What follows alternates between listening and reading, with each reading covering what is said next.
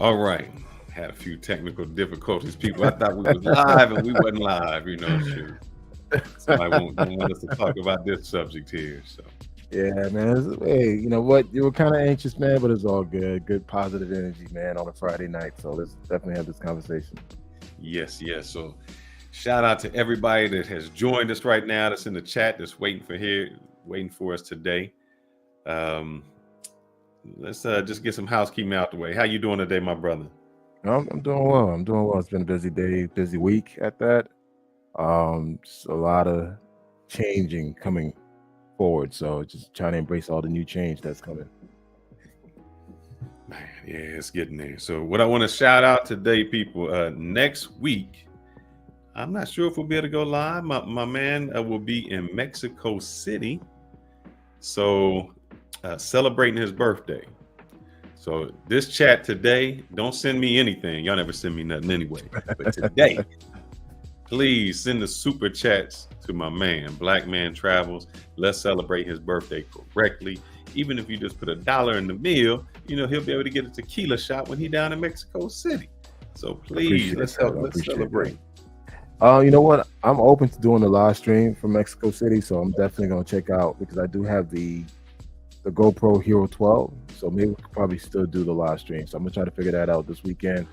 Hey, I wouldn't mind doing a 1 hour live stream from Mexico City.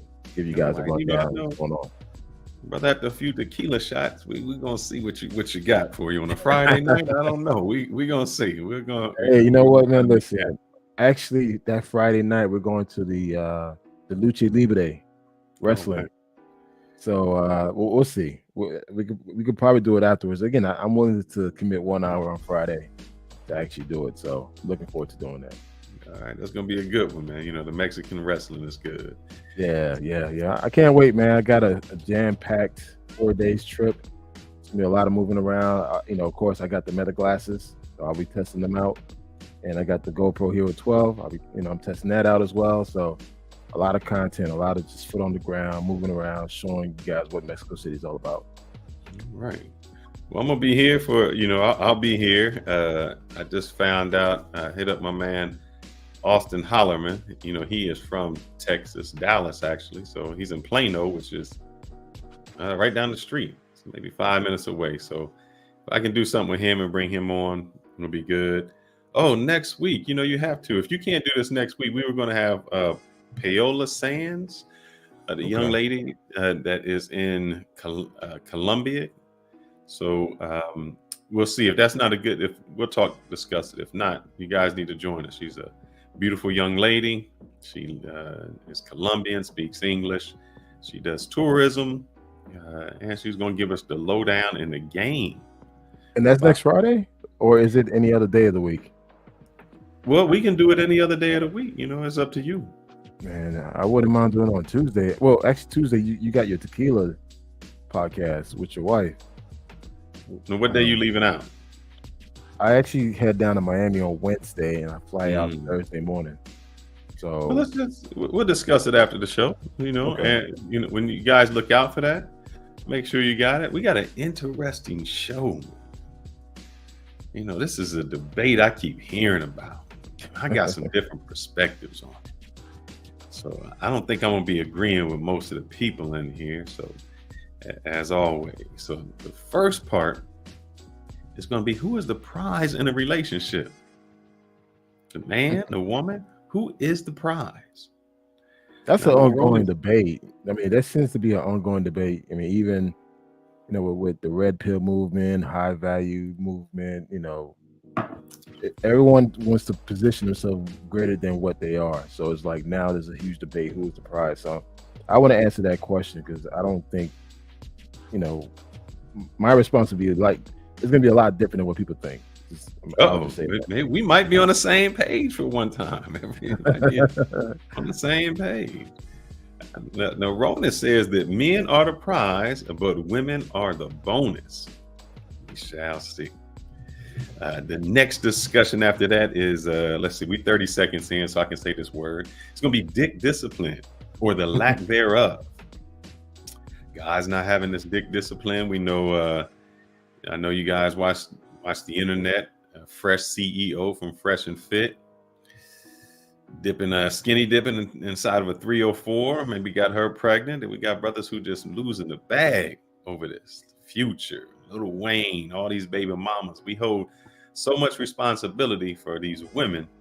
You know, if they have, man, if a woman had 8 kids by 8 different dudes, man, we would just throw her under the bus. You know, Nick Cannon got 12 kids. We'd throw that under the bus. So why aren't we doing this to guys? You know, and I think they're not having this discipline. They're losing all this money they paying out, and it doesn't matter how much money you have, because it looks like they just raising single kids really without a father. You know, he might be around, but so we want to talk about that. So let's go ahead and get started, my brother.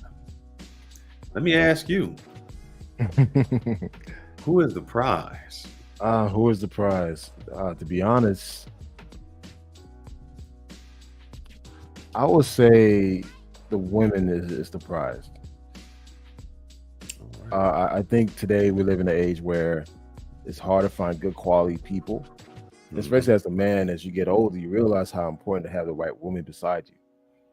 And granted, when you're young in your 20s, just having fun, you don't care about certain things. But once you pass that 40 plus, you realize like, hey, what's really important? You know, like your legacy, someone that's going to be there for you when you're sick and when you don't have anything. You want someone that's going to be, you know, breathe life into you, motivate you, and all that. So I mean, granted, we can motivate ourselves, but when you have that external factor that's pushing you, that what motivates guy the most. When the guy say, you know what, I'm gonna live my best life for my kids and for my wife. So sometimes I think when you select the right woman, she is the prize. That's my take on it. Well, before I give my opinion, let's hear some opinions of some other people. And we want to get some people on the board. You know, I think we're gonna bring some people up and get their opinion on this, and then I'll go with mine. So let's start off with a simple one here. You know, men are the prize and not the women. Let's go. I think women have to apply. So you're the prize.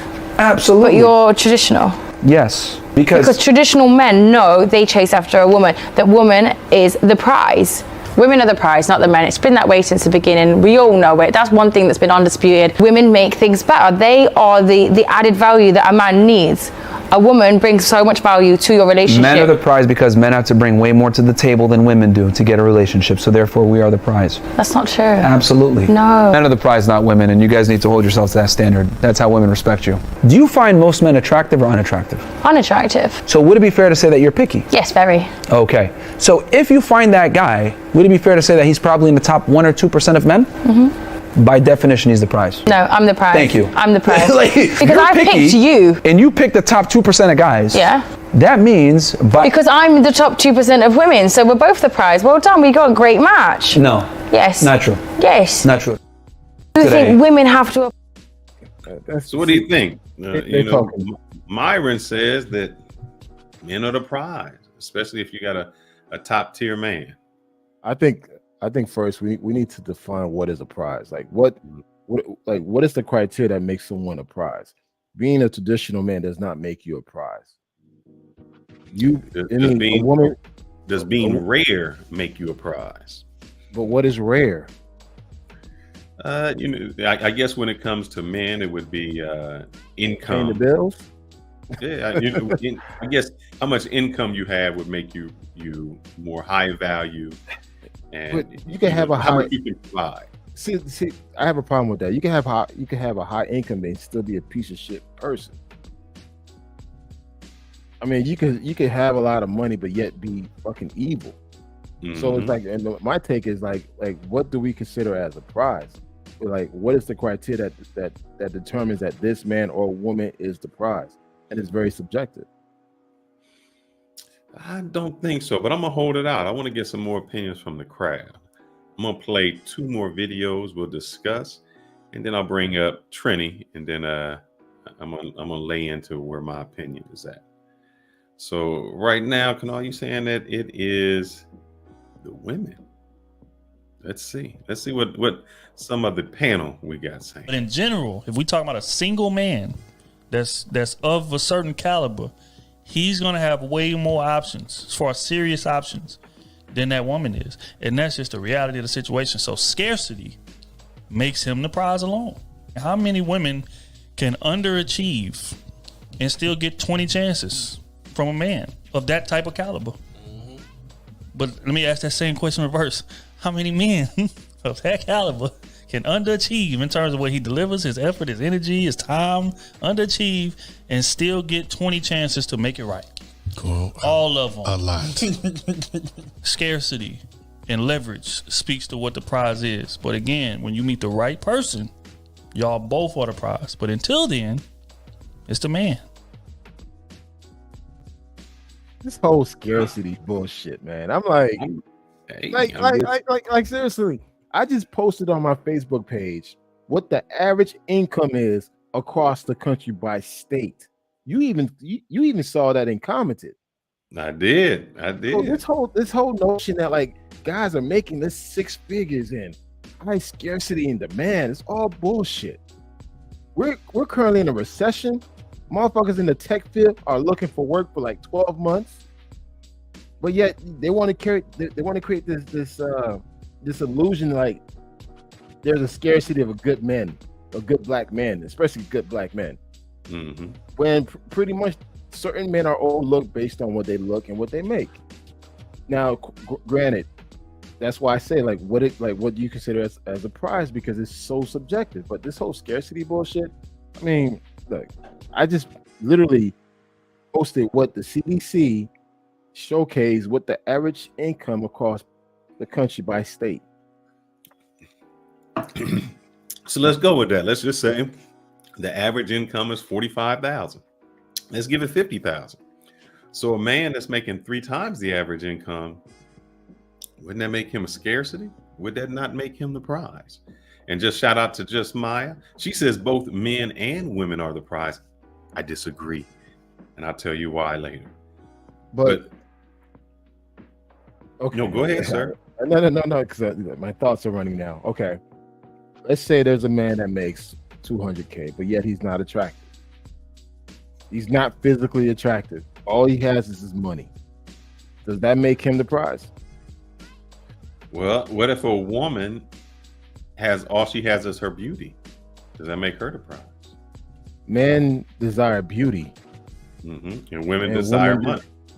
Yeah, but at the same time, she'll probably cheat on him with a more attractive dude who's broke. But it doesn't matter who is the prize. Meaning you can cheat. Who's the prize though? Okay, a prize is something you cherish. Oh, we're gonna define it. We're gonna define that. But I'm just saying, a prize is something you cherish. It's like, okay, if I'm only known for my money, and you only fucking with me because I have money, I wouldn't consider myself as a prize. All right, that's when get some shout outs. Shout outs to It's a J. Clyde. Salute to you, my brother. Bert Ross in the house. Good evening to everyone. Good evening, Bert. Appreciate you joining. We got Neon Shades. Salute, my brother. He says, what's a certain caliber? Let's start right there. Thank you. Like, what is that? I have not given my opinion yet. I know. I'm letting y'all know. Then stop holding back and speak your piece, because the thing is, I got one more thing to show, and then I'm gonna go into mine. So be patient with me, brother. I'm just giving the objective parts yet. And so Maya says that money does not make anyone the prize. So I guess, Maya, if you got a rich man, you wouldn't say, oh, I landed me one. Because women say, oh, I got him. He a doctor. I landed that doctor. Let's see. All right. And Neon Shade says, beauty doesn't make them a prize. Managers buy beauty for 1 hour. Or mongers. Yeah, I'm sorry. Mongers do buy that beauty. I mean, let's be honest. Like, if a guy wants to buy beer, he could go to a local brothel, depending what country he's in, to a strip club and rent it for an hour or so. Is what it is. But by you saying that, you're saying if he can go get him some. But that's not a prize, though. No, I'm saying if he can go get him some, then isn't he the prize? Because that means a beautiful woman is a dime a dozen. Is rarity what makes it a No, prize? he has money to spend. That's all it is. He has money to spend. That wouldn't equal it. That wouldn't make him a prize. He just has money to spend. Shout out to Vlog Tripping. He says money can make you a prize. Men described by their occupation. That is true. That is true. Let me hit one more here. Then I'm gonna bring Trini up to the front, and we're gonna discuss this. And then we're gonna get into how I feel. You know, I'm always gonna say I'm right, but hey, let's see. I could be wrong. Women neglect the beauty of dating a struggling man, but that's where the foundation of trust is built. The loyalty, the commitment, because he's not trying to win you over with any money, because he doesn't have it. He's going to win you over with effort, consistency, and that comes with respect. See, you only value and respect something that you had to work hard to get. He understands the sweat, the long days, the living paycheck to paycheck, the goal setting, working overtime just to take you somewhere nice, etc. That's where 90% of the time the guy with wealth falls short. He has no respect for you. He didn't put in any effort with you. He didn't have to work to build a foundation with you. He simply bought you. For him, you're just another prize on the shelf, something to pull out when he wants to play with it and throw back when he's done. Okay. Okay. What you think about that? Is you tell me what you? I mean, is that your opinion? That what you? I don't. Did you pick a side yet? Did you pick? I didn't pick a side yet. I haven't picked a side yet. All right. I just feel that when you select as a man, when you select the right woman to be with, that's your prize. I mean, since day one, we've always been taught to go out there and hunt, go out there and seek things. So, in the things that we hunt and seek, that was our prize. Oh, hey, that brother saying that. I'm gonna chime in then because you kind of hit on my point. Let me bring Trini to the front of the stage, and then let me shout out to Hash. Hash says, "At Just Maya, how come you are not pulling a millionaire man? Why? I thought it was easy for you women. They saying Maya not getting them high class men. She getting the bus boys." Mic check. Y'all can hear me? Yes, sir. We can hear you. So before you What's go, up? let me ask you, Trini. Let's go, brother. What you said in your comment that men are the prize, and some of it has to do with their economic status. Go ahead. First of all, greetings from the motherland, from Kenya. It's 5:55 a.m. I'm rocking with y'all. Brother. I'm definitely dual-minded on this because I believe it's by perspective. And if your perspective is, to me, the prize is a relationship, right? If you find your other half, you know what I mean? Like, for instance, Fearless, some people might look at you and say, you know, what you and Yanil have, that's a prize. You know, and even me seeing it close up and experience, I'd be like, damn, that's something that I might want for myself. However, perspective, if you're the man or if you're the woman, how easy is it for you to get that objective of the prize, right? So I broke down a little numbers for you, you know. Oh, He got some. It's not really, actually, it's not really statistics, but it's like, you know, what's that word you always use? The kind of data that you know, observational data. I got you, and I'll figure that word. Yeah, you can argue and challenge it, whatever, right? So, for instance, today in Kenya, I was told that the ratio from women to men is 11-1. 11-1. So, in a place like this where it's 11-1, you cannot tell me that the prize is the woman when it's 11 women for every man. It's just the numbers are not there. We're not saying every woman is the prize. We're not saying that. No. Hey, come on, fall back a little bit, man, because you always have these exceptions to the rule for everything. All right, I'm making a general statement. Fall back. All right. So, and then you have to ask, and let's not even talk about Atlanta, right? But let's say in the States, I did the stats, it's almost half and half, right? Men and women in the States. But, you know, I would say observational, people tend to have more daughters than boys. But hey, that's another thing, right? So at the same time, this is other observational data. Women usually choose the same 20% of men to have kids with, right? So as far as rarity goes, you're still only choosing you're not even choosing from 100% of men. You're choosing from the top 20% to procreate with. and the other 80% are almost like invisible to you, right? Hypothetical, we could argue that, right? But you can also ask women, they'll ask, you ask a woman like, is it, where are the men? And they'll be like, oh, good men are hard to find. They're either gay, locked up, in prison, broke. When you ask a man that in reverse, we don't give those same answers. How hard is it to find a good woman? So I'm gonna just wrap it up and say, and also this to be a quote unquote high value man or someone who could, pay for all the bills and all that stuff. Most men, if they're not born into wealth, have to build themselves up to it. So, I think Kanal had the data of, the top 10% or, whatever it is, the average man versus high value, whatever, right? But we can all agree, the top 10% is definitely rare. It's rare to find a man that earns 6 figures or higher, right? So therefore, you can't really say that it's easy to how it's the same equivalency as a woman. Now, we could also say that women values they're born with it, right? It's not something they have to work. Well, I'm not say work for it, but it's easier to find a beautiful woman than it is to find a man in the top 10%. Right. So I'm gonna wrap it up. And say the relationship is a prize, but from whose perspective is it easier to achieve that prize? All right. But just hold on. And now, no, Fortorius, he said, well, let me read this one. Maybe you might agree or disagree. So Marquise Hill says, if men were the prize, and you are in Kenya, Africa, then why is there a high percentage of men with passports traveling across around the world looking for submissive women? That don't sound like a man is the prize to me. Now, is Marquise Hill on to something? You are traveling with your passport over there. So what does that mean? And does it let you know, Fortorius says it's empirical data. That is incorrect, sir. It is actually anecdotal evidence. Yeah, that's what I was going anecdotal for. evidence is evidence based only on personal observation. I almost said empirical data, but that's not what it was. So he was close in the thinking, I guess. Mm-hmm.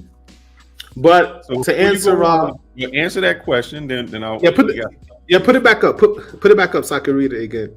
Let me go here. All right. And then I'm gonna go down to a few. So he said that the men are prize, why they're seeking, blah blah blah blah blah. Well, I would say, I think in the States it's become a prize to find a traditional woman. It's not common here anymore. Okay. That's my perspective. So if you want a traditional woman, your chances are better outside of the US. But I would say for women, it goes by perspective. What are your options to find this high value man? Where can you go? What country do you fly to get a better, chance of getting your prize, which is to me the relationship. All right. Well, I'm going to put you on the backstage, but I want you to hold on. Don't hang up, because I'm going to play something. I'm going to bring Ronan up, and I'm going to play something later, and I want to see if your opinion changed. So, all right, Trini, hold on. All right. Let's go ahead and bring Ronan up. How you doing, Ronan? Before we do, let me read this. Hash, I guess him and Maya must have something going on the down low, because Hash says, just Maya lives in the ATL. And she gets her back blown out by down low men. Oh, Jesus. Man, why would you say that, brother? She's a cute girl. She don't need those down low men. I mean, honestly, I think this person's a troll. Is a troll. The need to go ahead and attack somebody when that person's not even mentioning his name or her name. I don't know what person you are, but another comment like that, man, we're gonna block you, man. I'm not gonna tolerate disrespect. Let's go to Mike D. To a woman that is most desired, men have the 3 6s. Brothers trying to make it complicated. To a woman, it's simple. So let me ask you, Ronan, you are here. You said yes, I am. Prize and women are the bonus. Back that up, brother. Back it up. Vlog Trippin' actually touched on it a little bit. As far as the angle of men having to build themselves.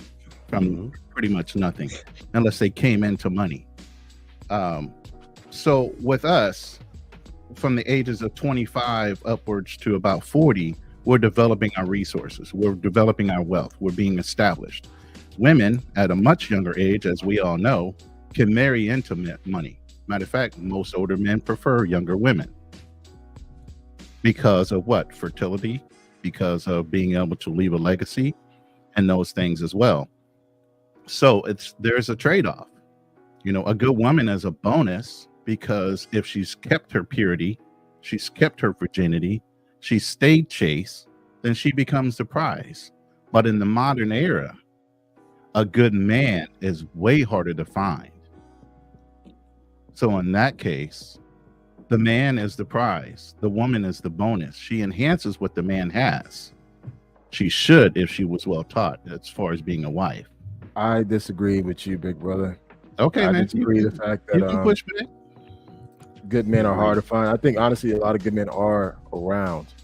They're just overlooked because they're going based on what they see on social media, what the media is pushing.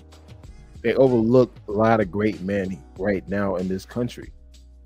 So when people say that there's a shortage or a scarcity of good men, that's all bullshit. Okay, I'm looking at statistical data. Ooh, we going back to some No. Okay. Guess what? If you're gonna pull that data, okay, please tell your source and let's see it. Because again, I don't want blackdemographics.com is the source. Okay. And they define a good black man. They define ages 25 to 40 and millennials as far as what there's the top 2% of black millennials, male and female.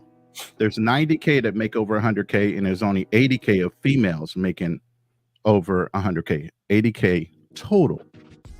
Black generational wealth, as far as anybody over 41 to 55, women are actually making more. 133,500 are making over 100K, while only 98,000 of them are only making over 100K.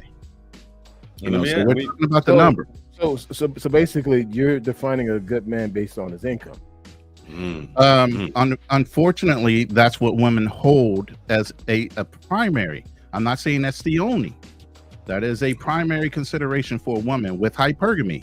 She's looking for the best option.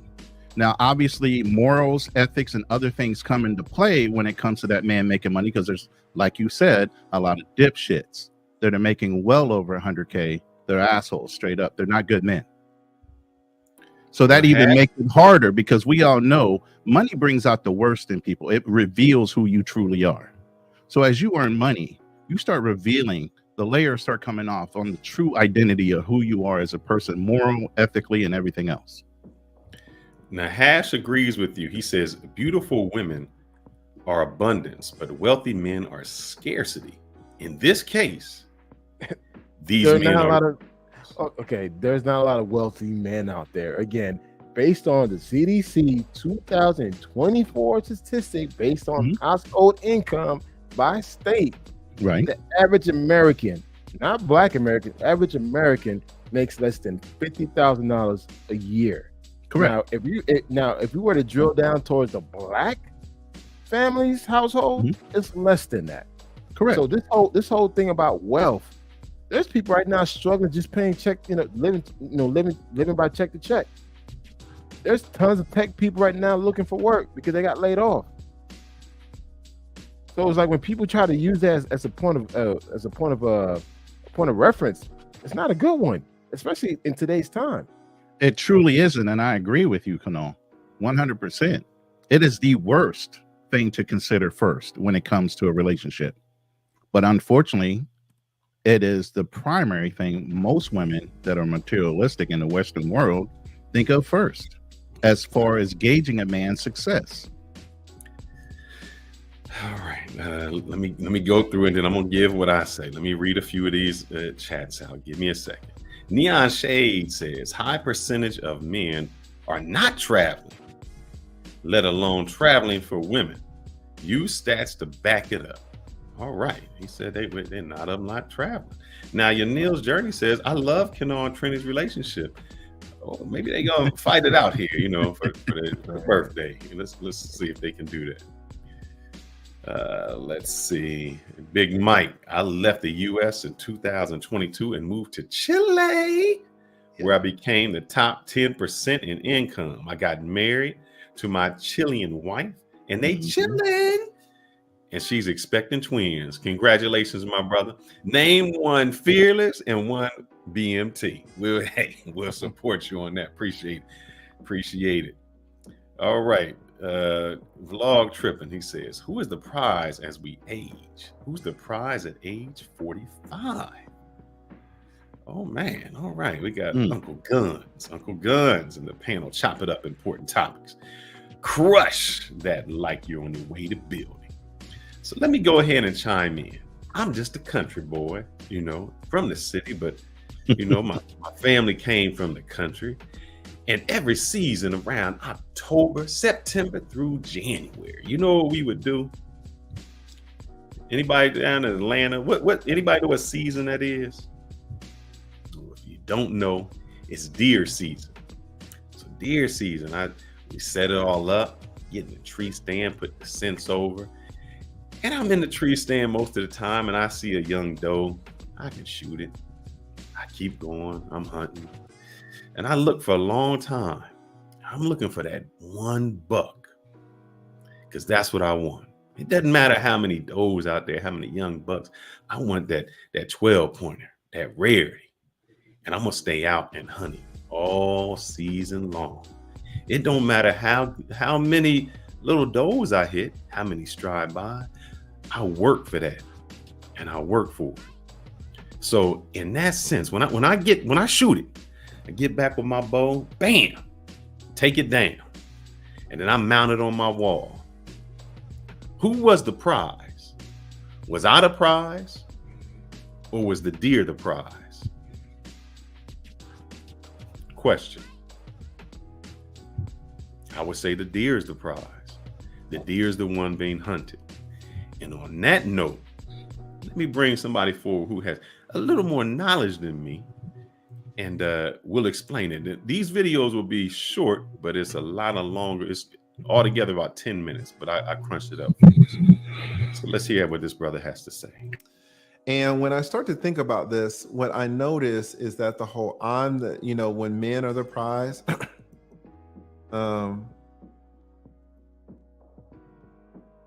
it's wrong because it places the burden on the women. It places the effort on the women.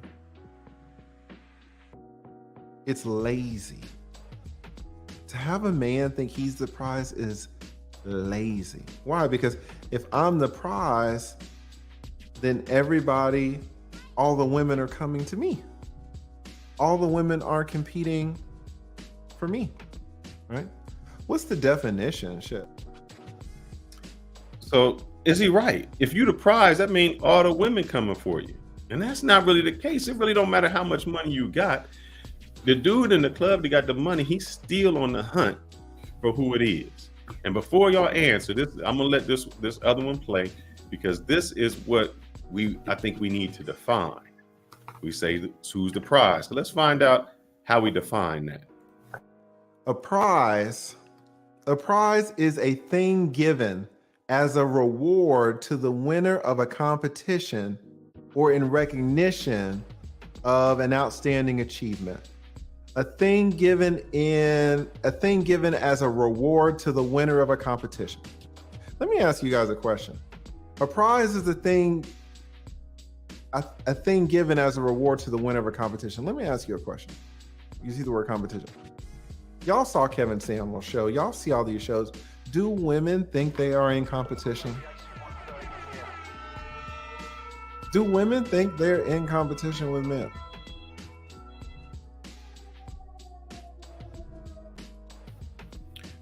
He defined what prize is. And if men are always competing, and we're competing for that one, we call them a trophy wife. You can't have a trophy is the prize. That's who we competing for.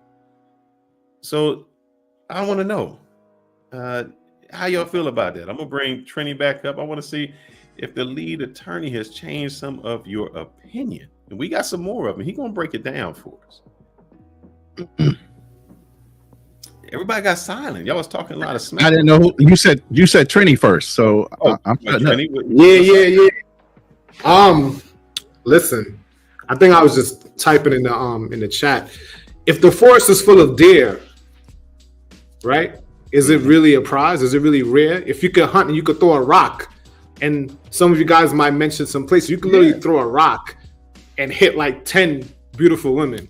No, that a prize? That's not the case. What happens is in hunting, you can throw a whole bunch of rocks and hit a whole bunch of deer. But if that's for a weak hunter. That's so a regular dude can get a fat chick, an ugly chick. Listen, the analogy is not even solid because yes, it is. Because what the real hunter does, you can't forcibly take a woman. The real hunter seeks that trophy he can put on the wall. That's what the real hunter does. He doesn't go after the doe. The doe is used. You can't. First of all, I'm gonna say again, the prize is a relationship, but you can't forcibly hit a woman in the head and take her back to your cave. Like that's not how it is anymore. But what I'm saying, you know what I mean? Man, so even if be patient and wait and go out and spend time, he'll buy new cars, new clothes, get in shape. He does that because he's trying to attract the trophy. At the end of the Super Bowl, at the Super Bowl, when they present that trophy, is the trophy the prize or the people who work for the prize? Because I can work all year, but I'm working for the prize. So it don't matter how much work I put in, I'm still looking for the prize. And the prize isn't me as the NFL player. The prize is what I want. And so I'm putting all this work, I'm doing all this so I can win that woman. But if you're the Super Bowl player, bro, you're definitely the prize in the relationship. I don't know how you work around that. You missing the relationship. No. Let me spin this to a different scenario. Wait, hold. Let me say this real quick before you go, Ronan. My thing is that you guys are kind of omitting the woman's participation in the process. You don't she participate. Has to. She does. She does. That's what he's saying. Women don't. Hold on. Let me say it. She does differently. Because there's no woman that you could go with that has not give you reciprocity at some point. She has to choose you. Like as far when I was growing up, the old thing was that the woman chose you. Your hoe chose me. No. She accepted you. She accepted you. She didn't choose you. That's like when a woman says, "All I date is ballers." That don't mean that only ballers approached her. That's just all she accepted. So they hunt different. Yeah, but it's them. We are always hunting. But I think they hunt just the same. Go ahead, Ronan. I don't like the scenario because the scenario is false and it's pretense. Okay, let's just stay with the biblical idea of what women were created for. Okay, women were created as an addition to a man, which does not make her a prize. It makes her a helpmate. No problem. What wars have been fought over a man? Listen. What women have gone to war? The Bible states, "He that finds a wife findeth a good thing." What wars have been fought over a man? Not in reverse. What wars have been fought over a man? I can name a whole bunch of wars. Plenty, but that's out of a whole bunch of misdirection. That wasn't a godly war. What war was fought over a woman that was driven by God is what you should be asking. Not just by personal desire and lust. Let's ask that. Driven by God over a woman that was David in the Bible. He had a kid because he wanted that punani. Who? All of them. What do you mean? No, there was never a war over a woman. Tell me one in the Bible. The war of Alexander with Egypt. That's not the Bible. That's not the Bible. That's not the Bible. None of those are Bible. David sent the dude to the front line so he could get his chick. What you talking about? But that wasn't a war. That was a whole envious thing. And yes, he sent one man, not a whole because war. He wanted his woman who was the prize. But that's deviousness. That's not a war. You said what's in the Bible, brother. We ain't talking about. But But in the Bible, there is no war that was directed by God because of a woman. Understand this. God did not create women to be a service to a man. What does that mean in God's eyes? What does that mean in God's eyes? God has put man over dominion of everything. You can never flip it and say that a woman has dominion over the earth. That is dominion. Don't mean edict. So why would a Dominion man doesn't mean have? nothing. Why would a woman have dominion over a man? Dominion doesn't mean contradictory. nothing. Here's the thing. You talk about that. When it was Adam didn't say, hey, bring me Steve. He ain't bring his boy. He didn't say nothing What did about he want? He same-sex. wanted the trophy. He said, bring me Eve. I need something soft and Did wet. Adam dictate? Adam didn't how- want Steve. He No, wanted Eve, no, baby. No. God Yes, he dictated did. that. God dictated that. God said there would be a woman. No, he said, I'm lonely. He said, I'm lonely here in the What in did the God give garden." him? A woman to keep him company, to be his helpmate. What I'm Thank saying, you. You're then why helping didn't me. God just You're give him helping me. another Thank man? If the women aren't the prize, he would have just said, bro, you don't need no woman. Women is crazy. You need No. a brother. You No, need a you're brother twisting because y'all can You're do it twisting together. the whole idea behind it. And that's what Let me- society has done over hold the on. generations. Society has twisted the true meaning of a real relationship and what it is built to be. Okay? All these Before you other go, Trent, misdirections is all society driven.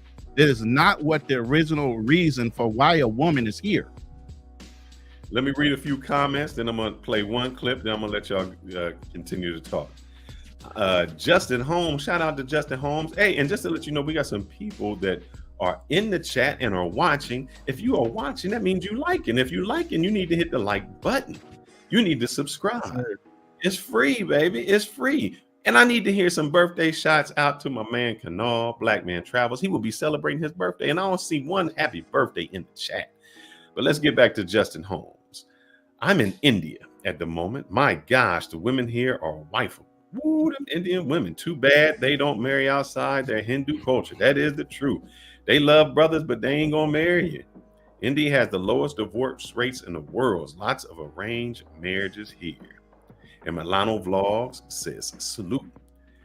Let me play this one, and then I want to keep commenting. So this is, let me go to 3. Let's see what we got. Let me ask you, are women ever in competition for you? For you. Maybe they're in competition for your resources. Maybe they're in competition, as we saw on Monday, for your sperm. But for you, women do not feel that they're in competition for you. You didn't even make the list of the most important thing. Marriage, resources made the list. Kids made this list. These women they're fighting each other for the vials of black sperm. They are not fighting each other for you. Right? And it's lazy because if you say, well, I'm the prize, well, that means women should flock to you. Everybody knows that's not how it works. That's just not the way life works. All right, let's get in on that. He said, if you the prize, he should be flocking to you. And they don't. They may go after your resources. Nah, they may go after bro. this, but they're not flocking to you. They definitely do, man. I'm gonna tell you something. What I noticed being outside the U.S. And No, maybe did they notice flock this to too. you, or did they flock to you because they think you have some money? That's different now. See, this is I'm a challenge to premise because in reality, I don't care why they flock to me because that doesn't make a difference. They're still flocking. But I would say as But being all the outside women the who flock to you. hold who on. do Let me you get want? this out. Being out the U.S., I realized, and you might realize this in Dominican Republic, only in the U.S. do we pedestalize women like this. Only in the U.S. do we serve women like this. Do we worship women? Like you look at the Kenyans here, they don't chase after women. They don't do all these overtures, all these grand things. They don't need to make a certain amount of money. Only in the U.S. do we have to do all this. And I think that's why some brothers, agree or disagree. They go places where they don't have to do all this gamesmanship to quote unquote find a prize to chase a woman. So if a woman's only in a prize, she'll only be a prize in the U.S.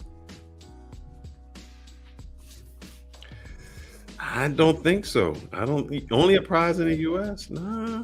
Do you wait? Your wife is from the DR, right? Do you see the Dominican men fighting over the women there? No, they don't fight, but it's still that one that they gonna go after. You can have It's just like this. You can have 100 women they're coming after you, but it's that one woman you chase. That's the prize, because that one woman you chase ain't chasing you. And she is the prize. See, all the other, this just like I said, all the does in the forest don't mean anything. It's the one you want. And the one you want, you putting the effort in. I don't care who you are. If you Bill Gates, any of them, they find and you that can say that. What's that? You can say that in reverse for the women also, because usually they want the man that's not chasing them. No, I mean, I don't know. Yeah. No. Yeah. Because if you're chasing something, it's running from you. They don't even come to us. They don't even come to us. And your experience. If they come to you, but the one you want. Hold up. If you can have all them 100 women coming to you, why don't you settle down with none of them? You got 100 of them coming at you because it's the one you want, not the one that wants you. Correct. And she's gonna turn around and stop running. She's gonna turn around and stop running because she wants you, and she's gonna put herself in position that you could see her. Exactly.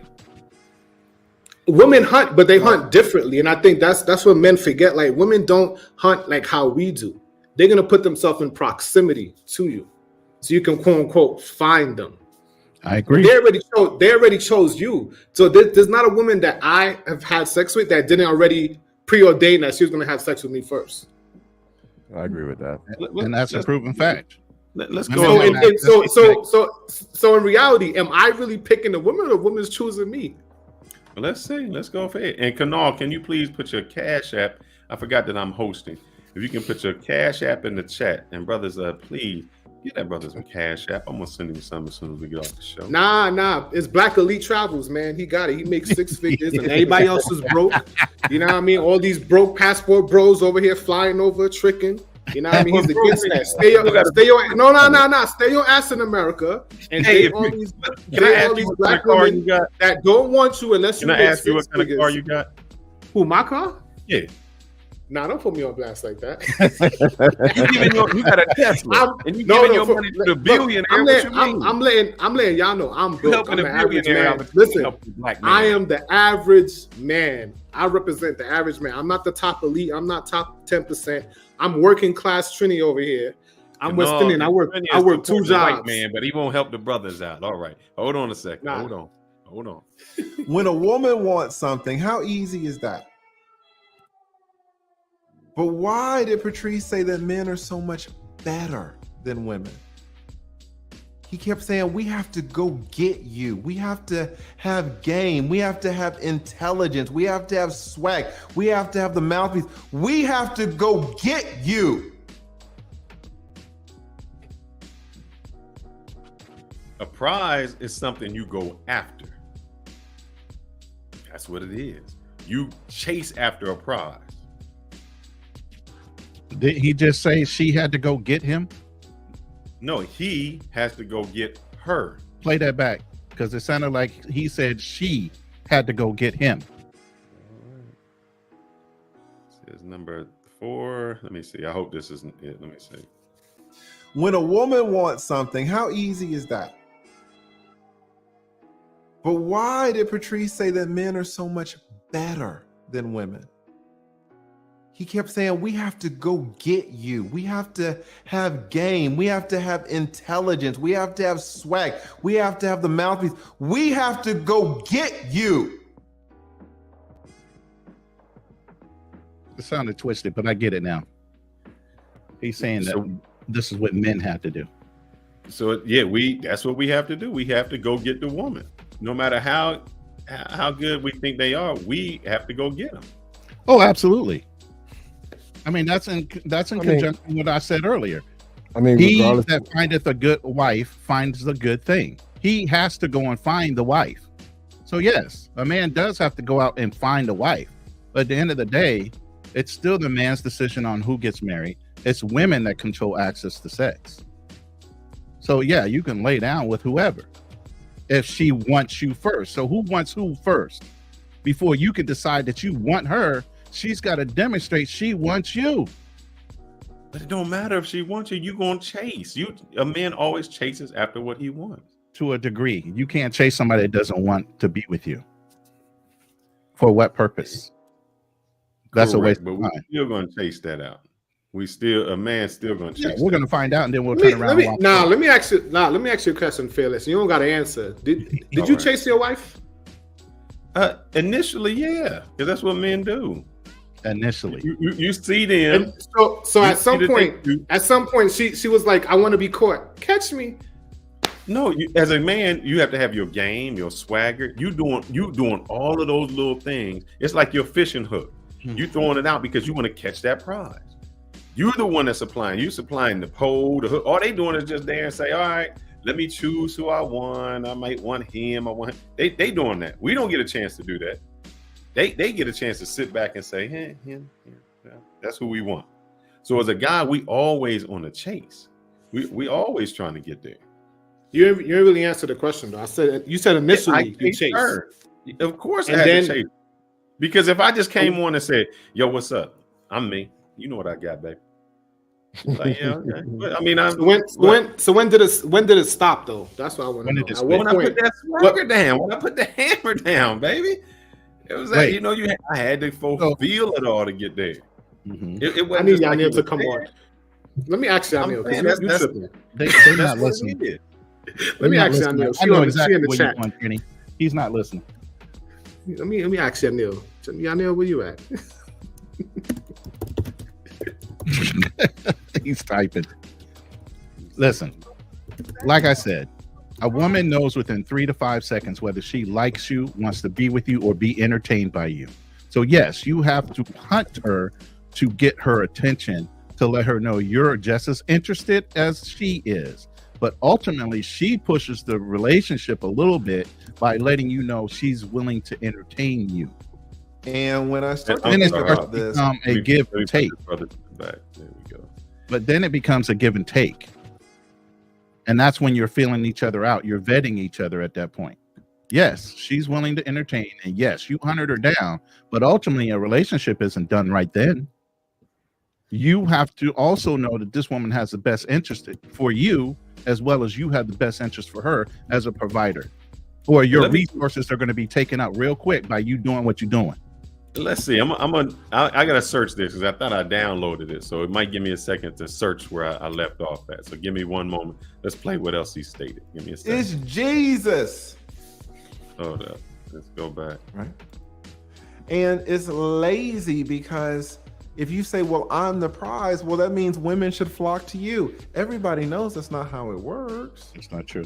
That's just not the way life works. Who is the best red pill? Who is like the king?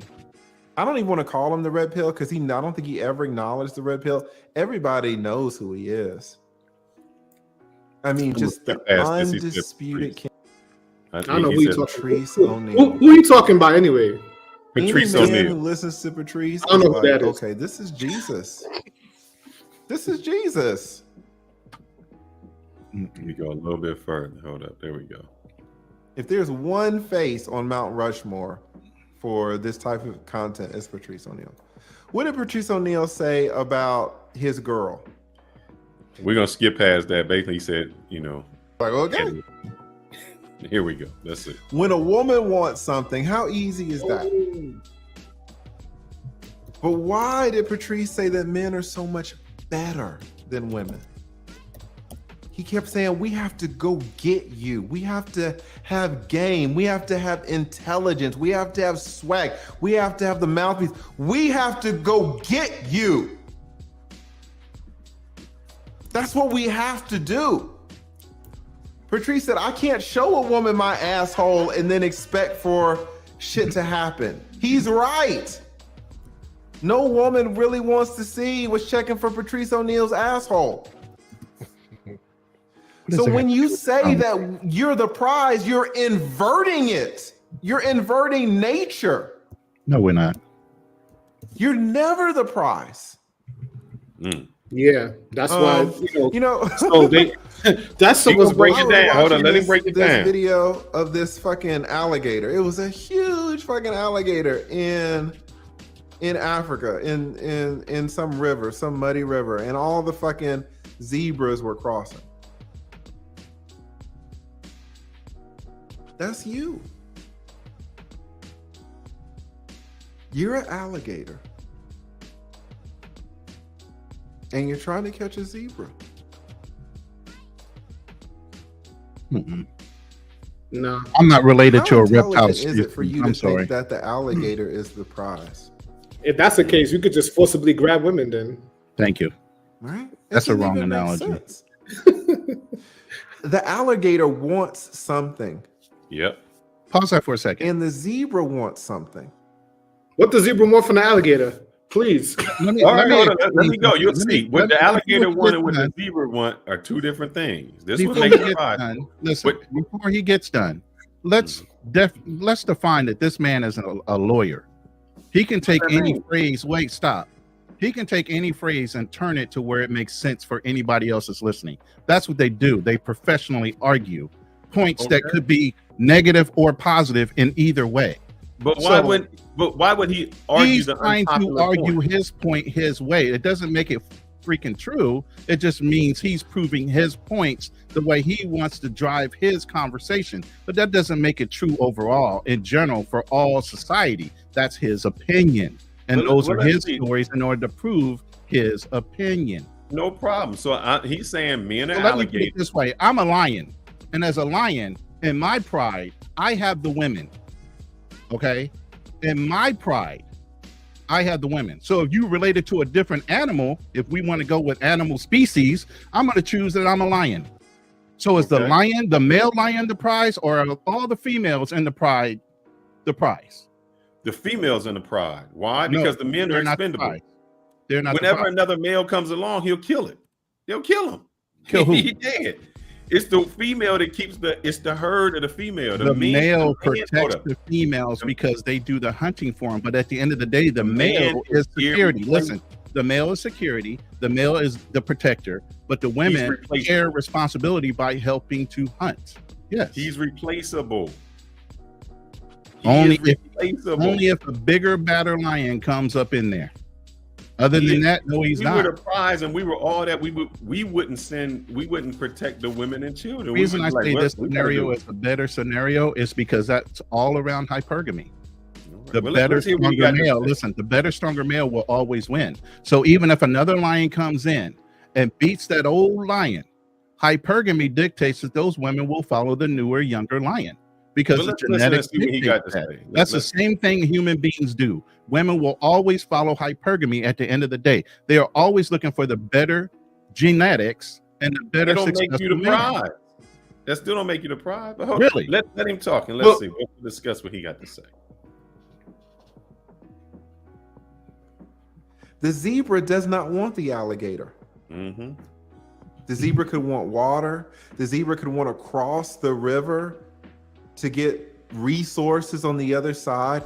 The zebra could want to cross the river in certain areas where the river is narrower, so the river is safer. The zebra wants security, safety. What does the alligator want? The alligator wants to eat. That's what you want as men. You want to eat. What you want and what the zebra want are two different things, guys. Exactly. I hope you guys are hearing Not me. the same scenario.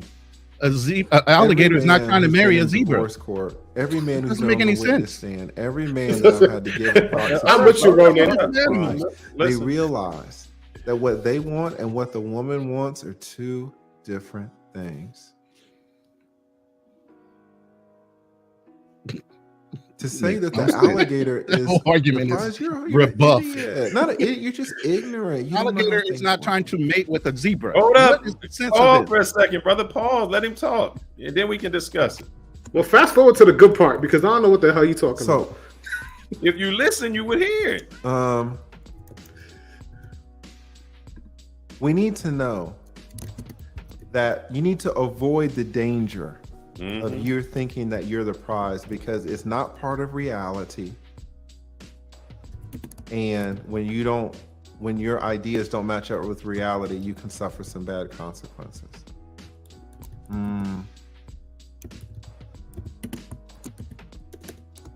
You cannot control women. When you go around thinking that you're the prize, that you're going to throw your weight around, you're going to think that you can control women. Jeff Bezos had all the money in the world. Could he control his wife? Bill Gates had all the money in the world. Could he control his woman? Tom Brady. Tom Brady had all the money in the world. Could he control his woman? I don't know who's going to tell you this. The danger of you thinking that you're the prize is, oh, everybody wants me, I can do it. You can do nothing. All you can do is what you can do, but you cannot control these other people. I can barely control y'all's wives when I got her on the fucking witness stand trying to take your fucking money. She's running off at the mouth. We went over your testimony yesterday on Sunday. Why are you keeping going? I told you, short answers. Why are you talking this way? I can barely control her, and she's paid me money. Lord knows you can't control her, because we're on the same team trying to take your shit. If I can't control her trying to take your money, how the fuck are you supposed to control her? Oh, but you're the prize. I forgot. I forgot. You're the prize. That's right. You're the prize. We forgot. That's right. You're the prize. I think when guys say that, they're the prize, one, they're never in a relationship longer than a year. Two, is like they think that it's so easy for them to go out there and get a woman, a good quality woman at that. Like, yeah, you got a nice car, you got nice clothes, you got that swag. Yeah, you could pull any type of chick. The question is, are you pulling that type of woman that you want beside you? So, like, living in Atlanta, lived in Chicago, I'm around guys who make money, and it's just like the ones that always position themselves as the prize, they stayed single for a very long time. Because they carry this arrogance, like, yeah, I'm the shit. You gotta, you should be happy to be around me. But, and the funny thing is, they end up hooking up with the most shittiest type of women out there. But yeah, she got a big ass and a pretty face. But this whole notion when the guys say I'm the prize, or we are the prize, they take their passport. Okay, let's use the passport. They take their passport, and guess who they hook up with? The lowest tier women in these countries. But yet you're the prize. So I don't know. I just feel like just be humble about it. Yeah, if you find a good thing, man, make it work. But this whole notion that because I'm the prize because I got money, come on, look at all these dudes out here with money getting played left and right. Fresh, yeah. CEO had money. I mean, dude, he's a millionaire. Hands over fist. He's the worst example of somebody that's successful that actually has a mindset. But you know what? You can't use that knucklehead as an example overall of men of means that has a brain, because that brother doesn't have a brain. He just happens to be in the right place at the right time to have money. That's all he's about. What y'all said was money made you the prize. No, I didn't say I was surprised. I said men on the top end, because of the value we bring, the resources we bring, we are the value behind the relationship. I said the woman is a bonus because you need a good woman in order to support your overall base that you built.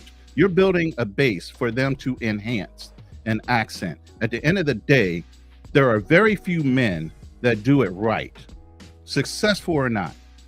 Morals, ethics, and a lot of other things come behind having that money. Just because you have money don't mean you're the man. We know a lot of guys right now who are single, who position themselves as prize, getting finessed every single day. Kanal, let's keep it real, man. Women flock to money. So let's not pretend that money is not part of this. This the reason why women flock to athletes, why women flock to rappers.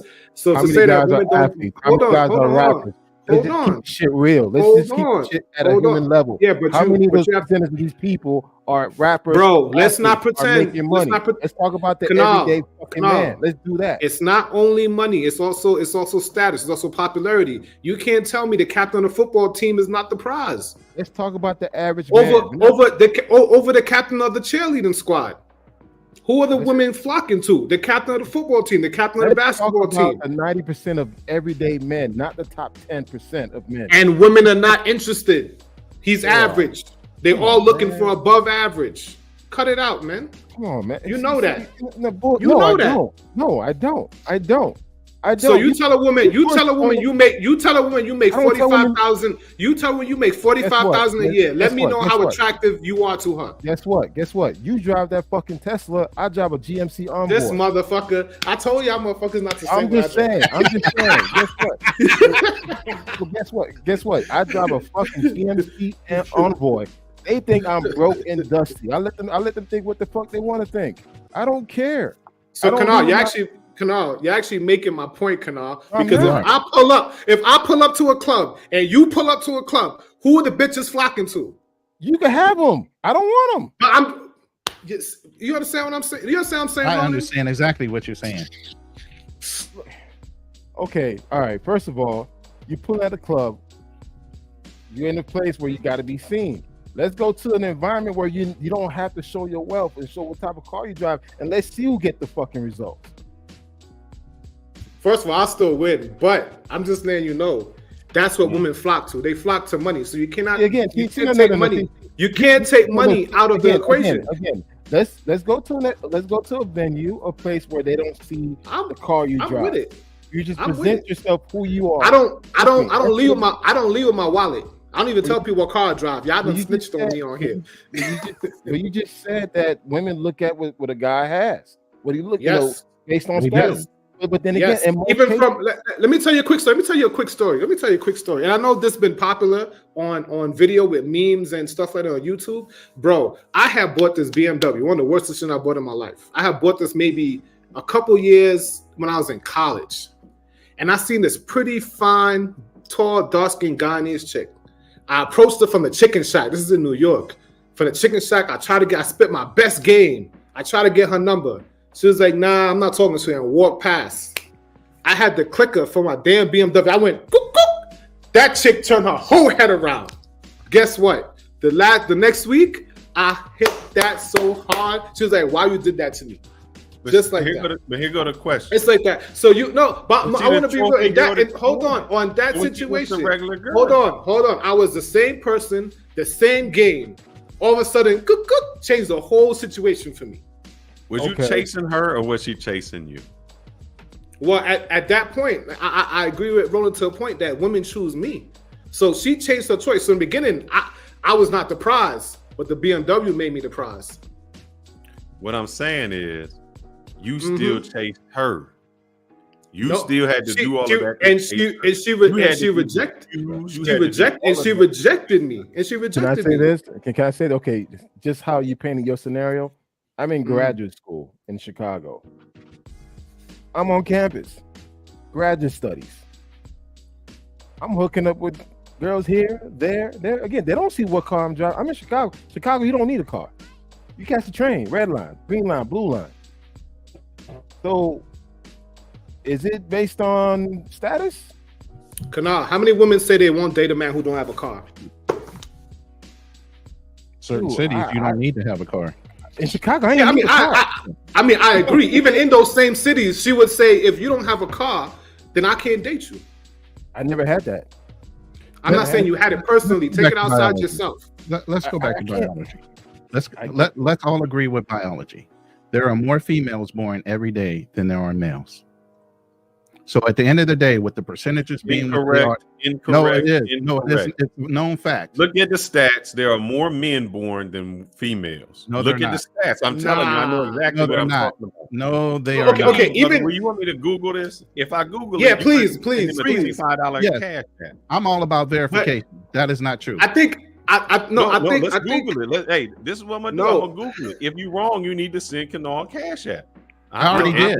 I already sent one. But whoever wrong was send it. Let's see. I already sent one. I believe Fearless. I believe Fearless is right, but it's not in birth. I think it's in population. and length of life. Because women live longer. Let me share my screen. Let me share my screen. Women live longer, but there are more women born every day. No, there is not. I keep telling. I don't know why y'all don't listen, man. Y'all like to bring up this evidence, but don't have the evidence. Let me just go ahead and share and look at mine too.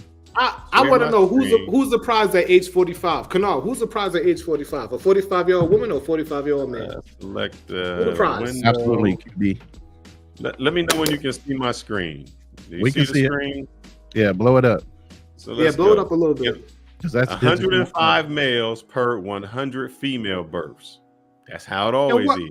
In what country? In the world? That's the world. This is world data. Nah, put the USA, man. Put the USA. All right, let's do it. More men, USA. 100.5 male in 2020, male to female birth rates. 105 males to 100 females. That's what I tried to tell y'all. Y'all don't know what y'all bullshit. Wait. No. Stop. Hold on. Go to the population though. Go to the population. That's not what happens. So here, let me explain it to y'all since y'all don't understand what happened. This is what I do. I'm sure men die. I'm sure men die more than women do. This is what happened. There are more men born than women. By the time you get to 18, men have done so much stupid stuff that they've died. They've drove in their car, they done this, they done that. So they kill themselves or they got murders. That's why there will be more women. Not because there's more women born. There are more men born. And so it's the same result. It's the same. We're playing semantics. I just showed y'all that there's more men born. Y'all gonna try to argue with me anyway. Wait, stop. 5 does not make a big difference. 5 does not make a big difference. 5 on a billion makes a big difference. What do you mean? 5 worldwide? No, it doesn't. It depends on how populated the state or the country is that you're in. The United States. There's a billion people.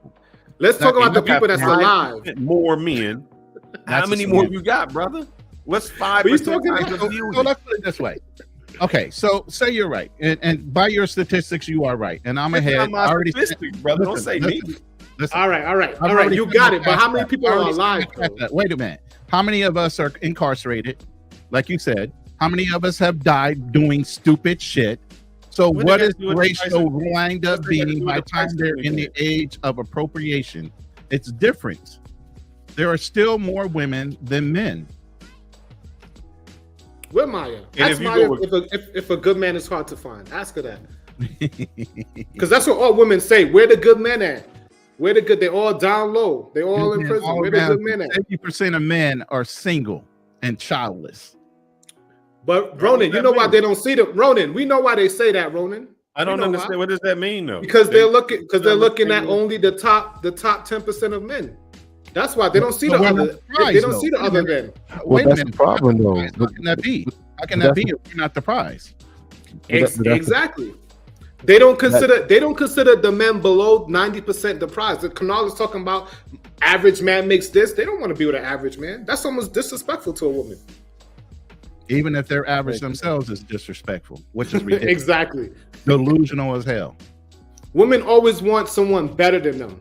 Hypergamy, as I said.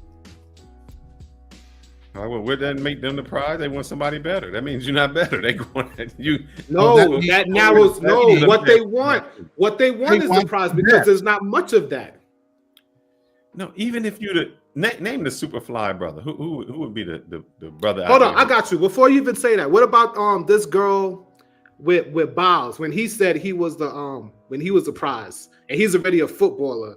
And he's already like an attractive man, and the whole internet flipped because she was this accomplished gold medalist. And he's like, well, he's a prize because he's also a footballer. He chose her.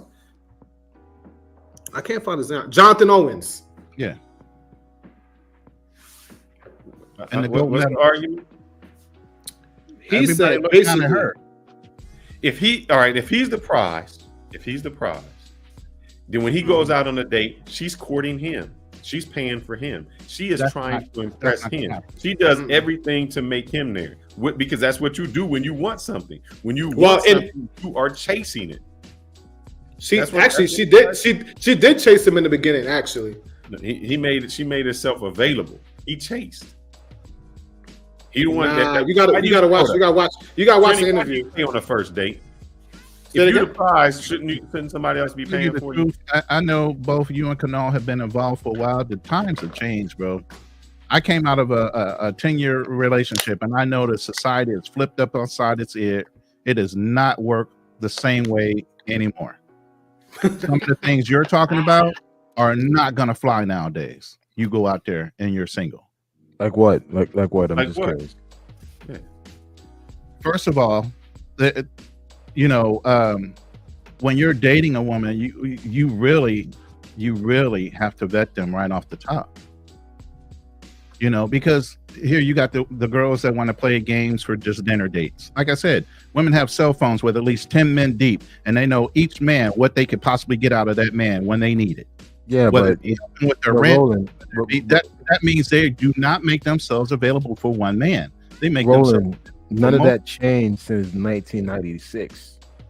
Nah, social media changed, man. Social media changed. No. I mean, as far as even women had cell phones, women were dating other guys. What changed besides putting your business on social media? No, the access has changed. The access has changed, brother. The access has changed. Before, women were content. She was content with the popular man in the city. And your now town, she could choose a popular. Right now they're looking at worldwide exposure versus your town and your county. The best you could do is go to maybe say how I met my chick. So hold up, Rona. You just you are contradicting yourself. Because if you the man, then you the man. They are coming to your city. They are seeking you. All the women from the world are coming to your city because you are the prize. They're seeking you. That's not the case. All the that happens at All-Star Weekend. What are you talking about? That happens. How many girls on DM you send a message to compared to how many messages they send out? You don't want to know that. I get hit up every day, to tell you the truth. All right. I'm just saying. I do. I get hit up every day. Okay, so how many women are flocking into where you at to see you compared to where you go to see them? Turn them down. They're not worth it. Plus, I already found the one. Let me flip it on you, Fearless. What about dating apps, right? Mm-hmm. When women get matches, who's likely to get matches, women or men? Women, because it's designed that way. So I thought they're the prize. They are the one who getting the matches. What do you mean? Yeah. They are the prize. If there's 1,000 men, and only 5% of the men get matches, wouldn't that make the woman the prize? No, it's the reverse. How is that? I look at the opposite way because it's harder to match with that man to find a particular match than a woman. That would make them the prize. Everybody is chasing the women. What the prize means is I'm chasing after you. I'm going after you. I'm putting everything in my power to. I chase after particular women. I don't chase after all women. There was a business case beyond for the Tinder app. Initially, women were all free. Men had to pay. Correct. So, who's seeking who? Well, see, for you to say that model would still be the same right now, right? It's still the same. No, it's not. Women are free. Go in there and pay. and then hold on. And then someone went over there. Black man, and then someone went and created Bumble. Yeah, but Tinder is more popular than Bumble. But even with Bumble, a guy can swipe right. It's not until a woman says, "I'll talk to you." Hold on. Exactly. The woman chooses. But that don't make you the prize. You were trying to choose everybody. Listen, the woman still chooses. Listen, we're still playing a lot of semantics, and really, at the end of the day, we're talking about who's the prize. So, a man of high value or high quality is going to look for a specific woman. They're very few and far between the type of specifics we're looking for in a woman. But at the same time, that woman is looking for a specific type of man.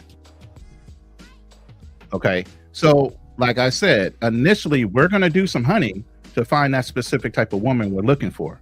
But at the end of the day, because she's also looking for a specific type of man, she needs to show that she's interested in you. And then at the same time, if she sees a lot of women around you, you damn straight, she's going to compete for you over the other women that are circling around you. So yeah, Trini, women will wind up competing for you. Yeah, Trini, you went too far, brother. So what I'm gonna do is I'm gonna put you guys in the back. I'm gonna change subjects here. We're gonna change subjects. If y'all want to comment on the next one, we're gonna change subjects. All right. Let me put my testosterone level is real high, so I already know what you get ready to talk about now. Now, we got the background in Kenya. Hold on. I'm about to log off. I was going to show the background in Kenya, how it went from night to day, but Yeah, I guess I my saw Wi-Fi that. ain't that strong. We still got another subject, so you can stay in the background. Hold on. I saw that, man. That's kind of cool. Kano, how you doing, brother? I'm doing well, man. I just Well, it sat looks back like and you and I. I think we lost you there. Yes, I'm the one left on the show right now until Fearless gets back. Fearless, you back? Oh man, you know they trying to. I think that was Ronan trying to take me out of here. He ain't like what I said. Oh man. So let's go to this next subject here. And the next subject is discipline is costing the brothers. I'm about to show a few different dudes, and we're gonna talk about it. First, Nick Cannon. He got 12 kids. We got my man Wayne, Little Wayne, out here doing this thing. We got Future. He got 8 of them. And the reason I put this dude, I didn't want to show our brothers, but Al Pacino, man, he 81 years old, still dropping a kid, and she taking his money. So what has come up with this dick discipline, man? We're brothers like the Fresh CEO. They are unable to keep their wealth that they spread so far out with all these chicks that they losing wealth. They becoming baby daddies, or creating these baby moms. We would frown upon any woman who had 12 kids by 8 different men, or how many. We would just frown on her and say she's a hoe. So can you have all the kids as long as you can support them? That don't make sense. But what say you? I mean, I was raised without a father, so I know I want to be in every aspect of my kid's life. So I want to be able to do that. I mean, regardless if I had the money or not, I want to be heavily involved in my kid's life. So it really depends on the person, man. But for me, I couldn't do that. But just think about you got the money. Let's just talk about like Fresh CEO. You got the money, and you jack your money up. Dylan, not being able to sexually control yourself, or a dude who has kids out of wedlock, then his wife leaves him. Why are guys letting the punani control them so much? They're not protecting their assets. I mean, during the urging moment, you're not really thinking about those things. You're just trying to get off. So a guy like Fresh with his situation, I mean, the woman is very attractive. He got real comfortable. That's what it was. He got real comfortable, decided not to strap up, but now I'm hearing that he was doing that with 4 other women going raw. So I'm like, some guys don't even like using condoms. Like, I know guys going to Sasua, Cartagena, using no condoms. Like, hey, they'll pay the girl extra not to use a condom. So it's like, HD Chillin says they focus on legacy. Plus, if you can afford it, no problem. I totally disagree with that, because now you just created 12 different baby mamas. It don't matter if you can afford it. A child needs the mother and father in the house to rear them, to bring them up. If you're not around, you're just a paycheck. That doesn't help your child out. That doesn't help them when they need homework done. You help them with baseball. Those are the things that a child remembers when they grow up. Like, oh man, my dad was there. He took me to baseball. We threw our ball out there. He took me to the father-daughter dance. What if we said, all right, if Oprah could go out here and just fuck every dude, and you're like, oh man, she got like 12 different Stedmans, 12 different babies, but she can afford them. Is that okay? Will we call Oprah a good woman and say, oh, that's no problem? She got a legacy. We wouldn't do that. So why do we do it with men? Why do we make these excuses up where they having kids and some of them like Future not even taken care of?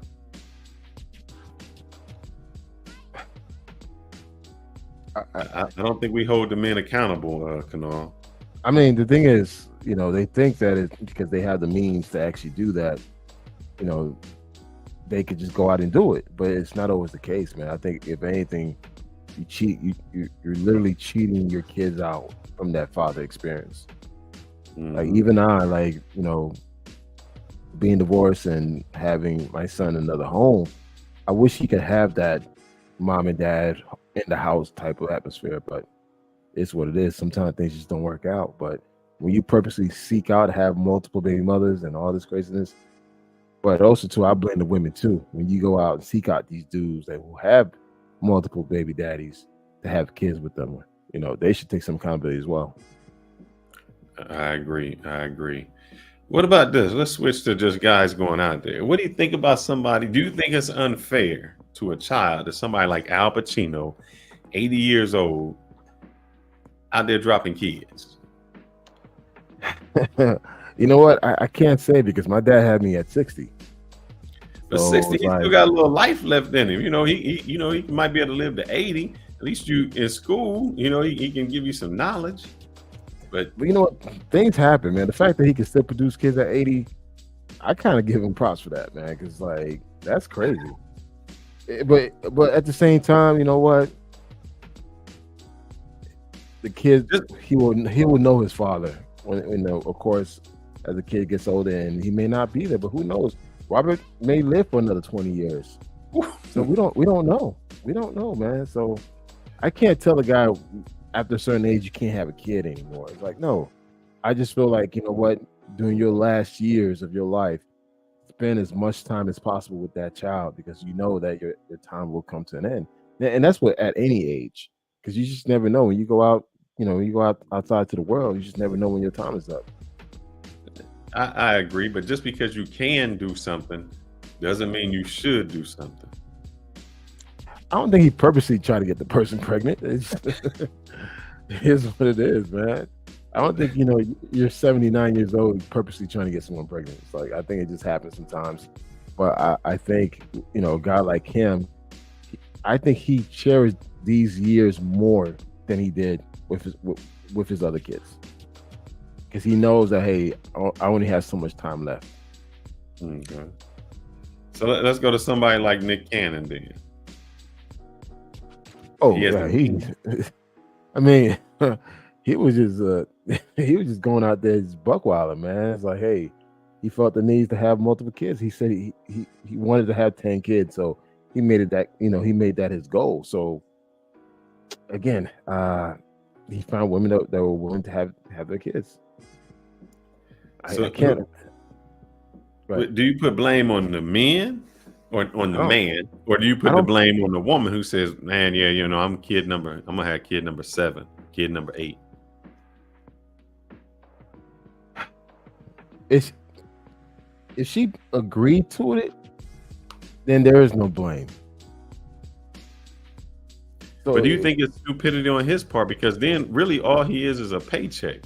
He just out there having, you know, he just spent most of his wealth. I think I read he was spending $200,000 a month or something on all these kids for child support. And guess what? He probably doesn't care. If this is the life he wants to live, and he wants to be remembered as, let him be. I'm not against that at all. Welcome to V Swears the Traveler. He might be showing up late, or he's been here. I want to know, who does he think the prize is, the man or the woman? And do you think that these men having no dick discipline, you know, just spreading their seed everywhere, is that wise? I'm gonna bring Trini and Ronan back up to the stage and ask that same question. How y'all doing, guys? So how do you feel about that, man? You know, guys not practicing dick discipline. They out there and they know it's a 304. They know the girl's not right. They know they in the street, but they going loose, and it's costing money. You know, a lot of guys lose fortune messing with chicks. You know, that's it. So how do you feel about that? I mean, I feel like you're talking about celebrities, so you know, I can't really judge them like I can judge a normal man. Like me, I need dick discipline. I can't be having 10 kids like Nick Cannon. You know what I mean? So, but I'm more worried about like the new NBA like stars, the people that just get drafted, like those kids who in their 20s, and they have these predatory women that are just taking advantage of them. So I think for them, if they don't have that father figure in their life to guide them, I think they get taken advantage of. They may need to practice, quote unquote, discipline. I think discipline is a weird word, by the way. I think that whole shit is weird.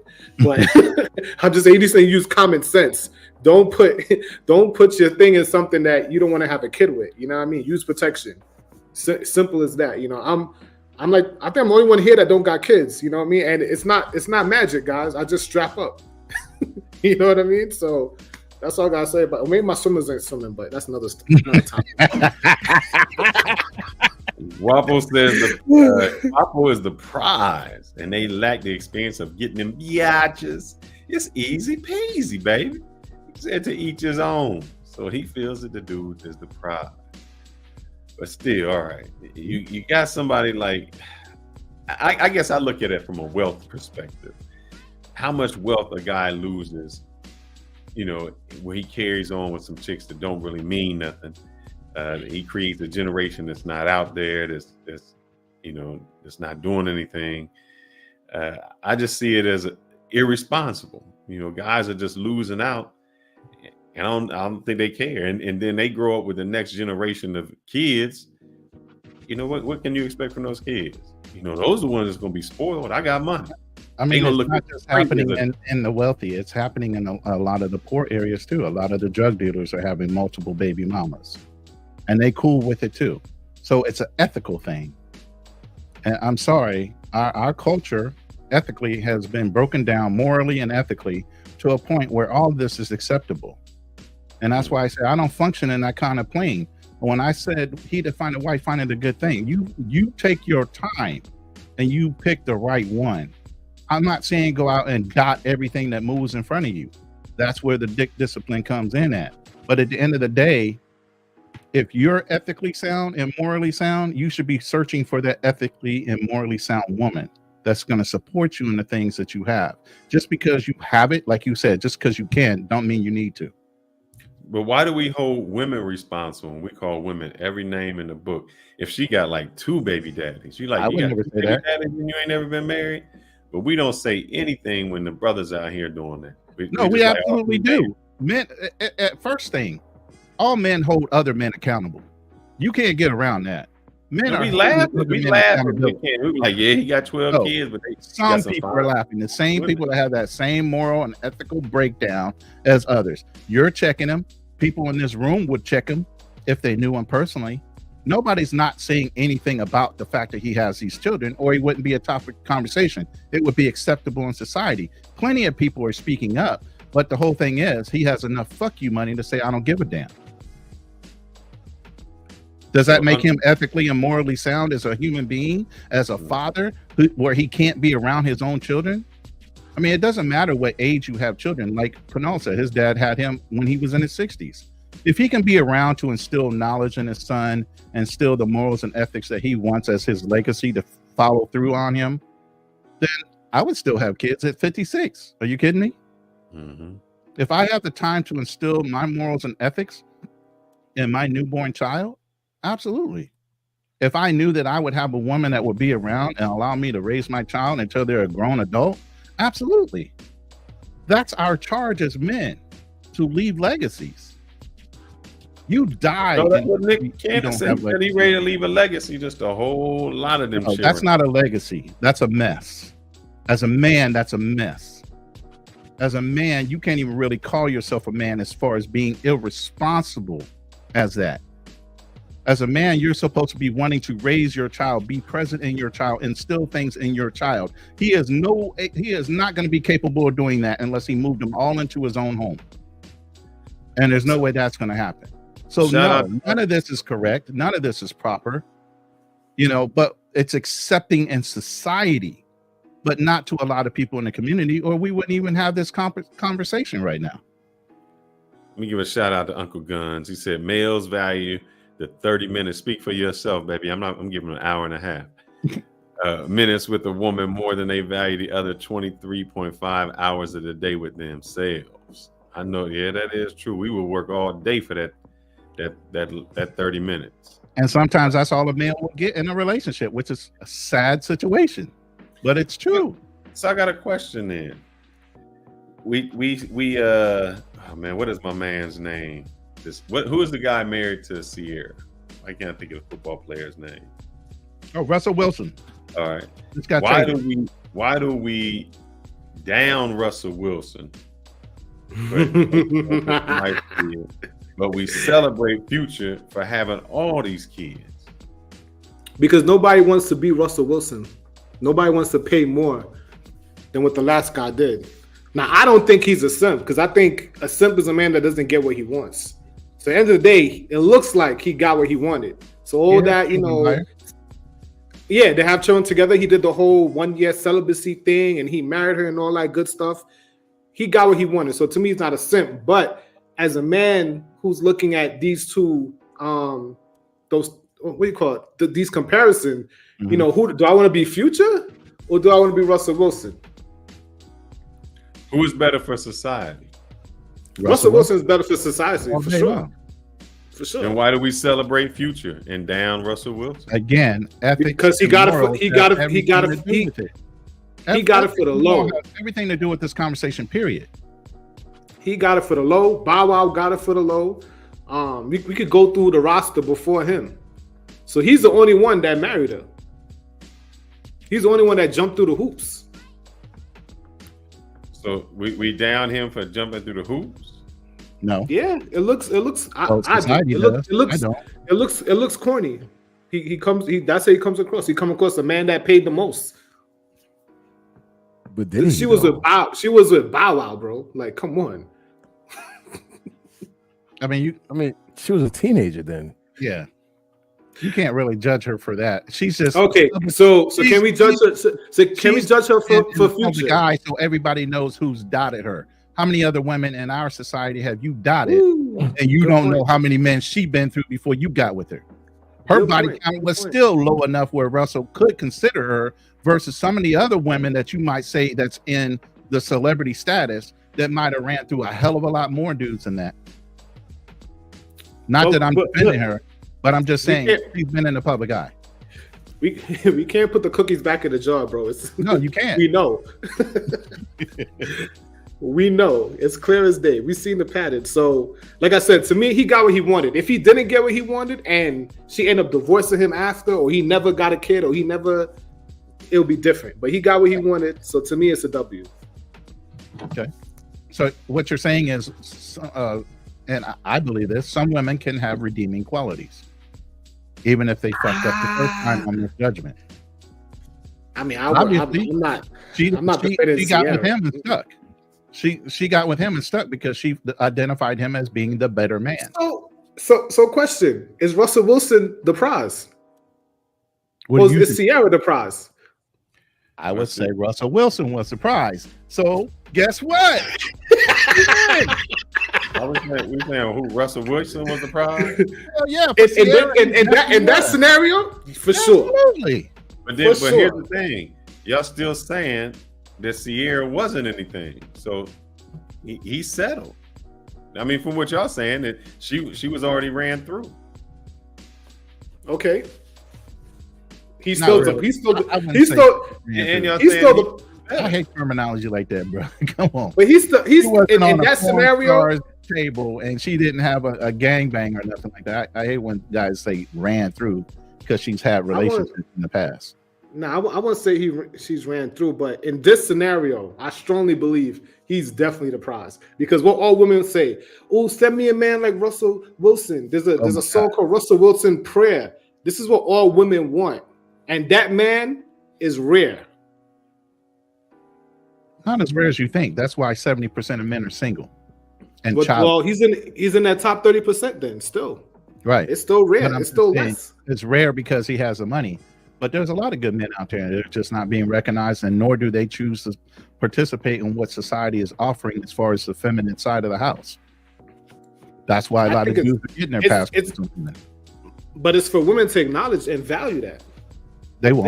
They don't value that. No, 60 years down the road, no, they don't. Like lead attorney said, we can't control women. We can't control them. She's paying me and I can't control her. Let me put it this way. Let's break that down. God couldn't control a woman. God told her not to touch one thing. Don't touch the apple. guess what the fuck she did? She touched the goddamn apple. So if God couldn't tell her, what man could? Yo, Big Mike, I'm Trini, man. My name is Trini, man. I'm not FBA, man. and I hope he doesn't go in that direction because I'm ready for it too. So don't even start. He's fucking around. So how many men or how many? Yeah, if I'm a man, how many baby mamas can I have compared to a woman? How many baby daddies can she have that makes us equal? Men and women are not equal, bro. That's the problem right there. Thank you. How you start your question like that? No, for instance, if I got two baby mamas, and there's a girl who got two baby daddies, are we equal? Or how many kids I gotta have to be equal to that girl? Listen, the only thing I agree with men and women is equal pay for equal work. So if a woman is doing the equal work, she deserves the equal pay. But other than that, there's no other way that men and women are equal. No, all right, let me not say equal. When am I judged equally? When am I judged the same? At what point does it go? Never. Yeah, I agree. So if you a dude and you got 4 baby mamas, and I'm a girl and I got 1 baby daddy, who more valuable? The dude. With all them kids. Oh man, I don't know about that. How is that? See that seems kind of crazy right there. Does it? Yeah, BA says women with kids are a no-go. Yeah, wouldn't that sound crazy to you? That a dude can go out there, he's messing up more society. He is, but he's also going to be held responsible where a woman is not held responsible or accountable for shit. So how does she bring value to that? How is it? You can have as many kids as you want, and society will support her in the efforts of her having more kids by giving her more social services and more assistance. Where a man has to get it out the mud. If he has children, he still has to pay child support. He still has to support himself. If he's not with either one of those women, he's still obligated and held accountable. Women are not. That's why they're having so many goddamn kids. That's who has custody. If a man has custody, he can get after all the means. Men have to win custody. Her white dude is getting child support. They are not giving custody. They have to win custody. So guys, Halle Berry don't have custody. Huh? Halle Berry didn't have custody. He sued for his custody, just like our brother Black Man Travels did. But he sued for custody. They automatically weren't going to give it to him unless she just refused to take the child. So guys, I learned something. So guys, I learned something here in Kenya. They have an abortion ban here. I didn't know. I didn't notice that. And there's no child support here either. So the women here are very selective about what they do because there's dire consequences for them. There's no social welfare here to help you support you and your kids. So the dynamics is very different. I don't know if it's the same in DR and other countries, but when I learned that to here, I was like, wow. Could you imagine if there weren't social service here in the United States, how many women would keep their legs closed versus men? It'll be society different. Vast difference if there weren't social services. That's the whole reason why the black nuclear family has been broken down since the 60s, because of social services. Assisting women and allowing them to break up, having a man and a woman in a home. Black men and families, black people were the strongest united families in the 60s until they did that. No, but see, that's an excuse, man. That's not an excuse. That's right. You know why it's not? You know why it's an excuse? You know why it's not an excuse? Because is it facts? Is it facts first? What he's saying? No, yeah, facts. It's an excuse. Here's why it's an excuse. Because everybody of any color can get those same social services. So when it came to the 1960s or 1970s that you're saying that welfare broke up the black family, welfare didn't break up the Asian family, welfare didn't break up the Latino family, welfare didn't break up the Indian family, welfare didn't break up the white family. Facts. Yeah, that's all bullshit. Well, okay. You got to understand. Go back to the 60s, since you were born then, you should know. Back in the 60s, what do we have? We had steel plants. Listen, we had steel plants, and we had the motor vehicle thing in Detroit. There was a lot of brothers and sisters working. When the economics dropped, okay, and we started going into a recession, a lot of brothers had to leave their home in order to allow their wives and their children to be fed because of social services. They said you can't have a man in the house. So the men freely left. Wait, let me finish. The men freely only left. discriminated against blacks in the plant. Were there not other people in the plant? Let me finish. So the men left. Okay. Okay. Even though they might have found work, and they still sent money home, even though these women are on support, they just weren't allowed back in the home in order to allow them to have support. So what happened to the Asian dudes who left the plant? What happened to the white dudes that left the plant? What happened to the Indian people Who that gets left fired first back in the 60s? Black, white, or Hispanic? Brother, it was white only. It said no colors. Colors was all of that. Color wasn't just black.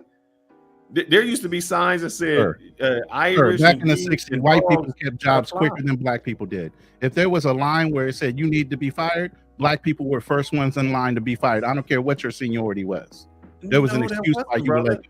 No, there was a time when the Mexicans wasn't here. They would keep Mexicans weren't here in the 60s. That's what I'm saying. No, I'm saying where they would keep the black people. If you were a maid or something like that, you would have employment. That's how a lot of them had employment. They weren't industrial jobs. We're talking about industrial. We're not talking about service jobs. We're talking about steel mills. We're talking about like Detroit. Where was the other people working, man? It was Mexicans, Asians been here since. You don't remember the Great Migration where black people moved from the South up to the North to get the jobs with the plants? Because there was no jobs in the South unless you wanted to be a sharecropper. You don't know that about your history? Brother, there was Mexicans in the South. There's Asians that was on the West Coast building the railroad. In the 60s, bro. No. Okay, let me say fearless. You gotta act fearless. You gotta fearless. When there's economic turmoil, the black people always feel it the hardest. So it has to be a combination of it. So you can't just compare it to every other race. We're also the minority. People forget that we're only 70% of America. Brother, y'all say we're always gonna feel the squeeze. But the thing is, you have other races of people here besides black folks. Not in the 60s. They weren't as prevalent. In the 60s, you had Asians. You had Asians in the West Coast. Asians were not that prevalent back in the 60s. They were here. They've been here since the railroads back in the 1800s. But they weren't as prevalent as far as the service jobs they did. They were discriminated against, brother.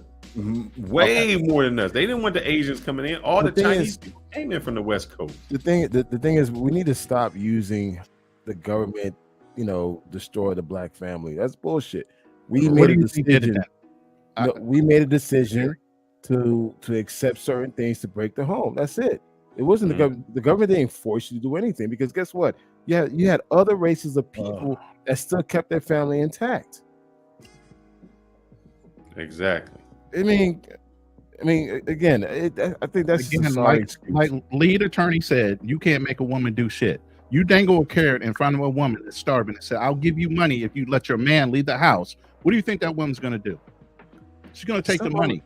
But I think you guys are forgetting feminism also as a part of this too. It's not just one thing. I think it's a combination of it. But y'all saying as blacks, that same carrot was dangled in front of every other race. Yeah, and only us fell for the freaking tailpipe. That means there's a problem with us. That ain't a problem. I agree. There still is a problem with us. It was us. Y'all keep saying it's the system, but it wasn't the system. It was people doing it. The system exacerbated the problem. How about that? It helped. It was there. It happened. Exactly. So you can't say without. Let me say, people always take low hanging fruit, but they're always going to take the easy way out. They're not going to struggle. They're not going to do that. They're going to take the easy way out. To refer back to that, it gets to the point now. So you can't refer back to redlining or anything else just because it was part of this past. Right? At this point, we can't. We got to move forward. You crazy, bro. You're crazy. You're crazy. Let me tell you something. Everything that goes on to this time in this frame, man. You can't go in the face of that. Let me explain. Canal, hold on. Do you know what redlining is, bro? Do you know how badly that? Do you know when your mother and my father came to this country, we couldn't live in certain cities. We couldn't even rent apartments. We couldn't even buy houses. So you're trying to tell me that missed wealth factor doesn't affect me today? Doesn't affect you today? Here's okay. Pretend. Can I ask you a question? When Asian people came here, they couldn't live in certain areas. That's how you got a Chinatown. That's how you got Little Italy in New York. That's how you got Little Greece. That's how you got all those places. What they did was say, you know what? We're going to create something in our own neighborhood since we can't live anywhere else. And we're going to keep the wealth inside of our neighborhood. Thank you. Black people keep saying the ice is colder if it's sold by a white man. We did that too until they burned down our towns. Yeah. And no matter what. Said, until they burned down towns. How many towns of Koreatown being burnt down? How many Chinatowns did you see being burnt down back in those days? None. They burned our towns. What do you mean? I was reading somewhere where Jews weren't considered white. They was fearless. Let's keep it real, man. We said Chinese, Mexican, and blacks. It don't matter what fearless. It don't matter what group of people you're talking about. Black people still had it the worst. If you want to play the worst Olympics, it's not the same. We don't have the same playing field. It's not. No matter what, no one been through what we've been through in this country. I will submit to Nakneezy as far as speaking on this. I know he has a little bit of a disagreement when it comes to welfare, but I know he knows the history as much as I do. So let Nak talk on this point specifically. Go ahead, brother. Take yourself. What's up, brothers? How y'all doing? What's going on, bro? How's my audio? Because I have wireless headphones on right now.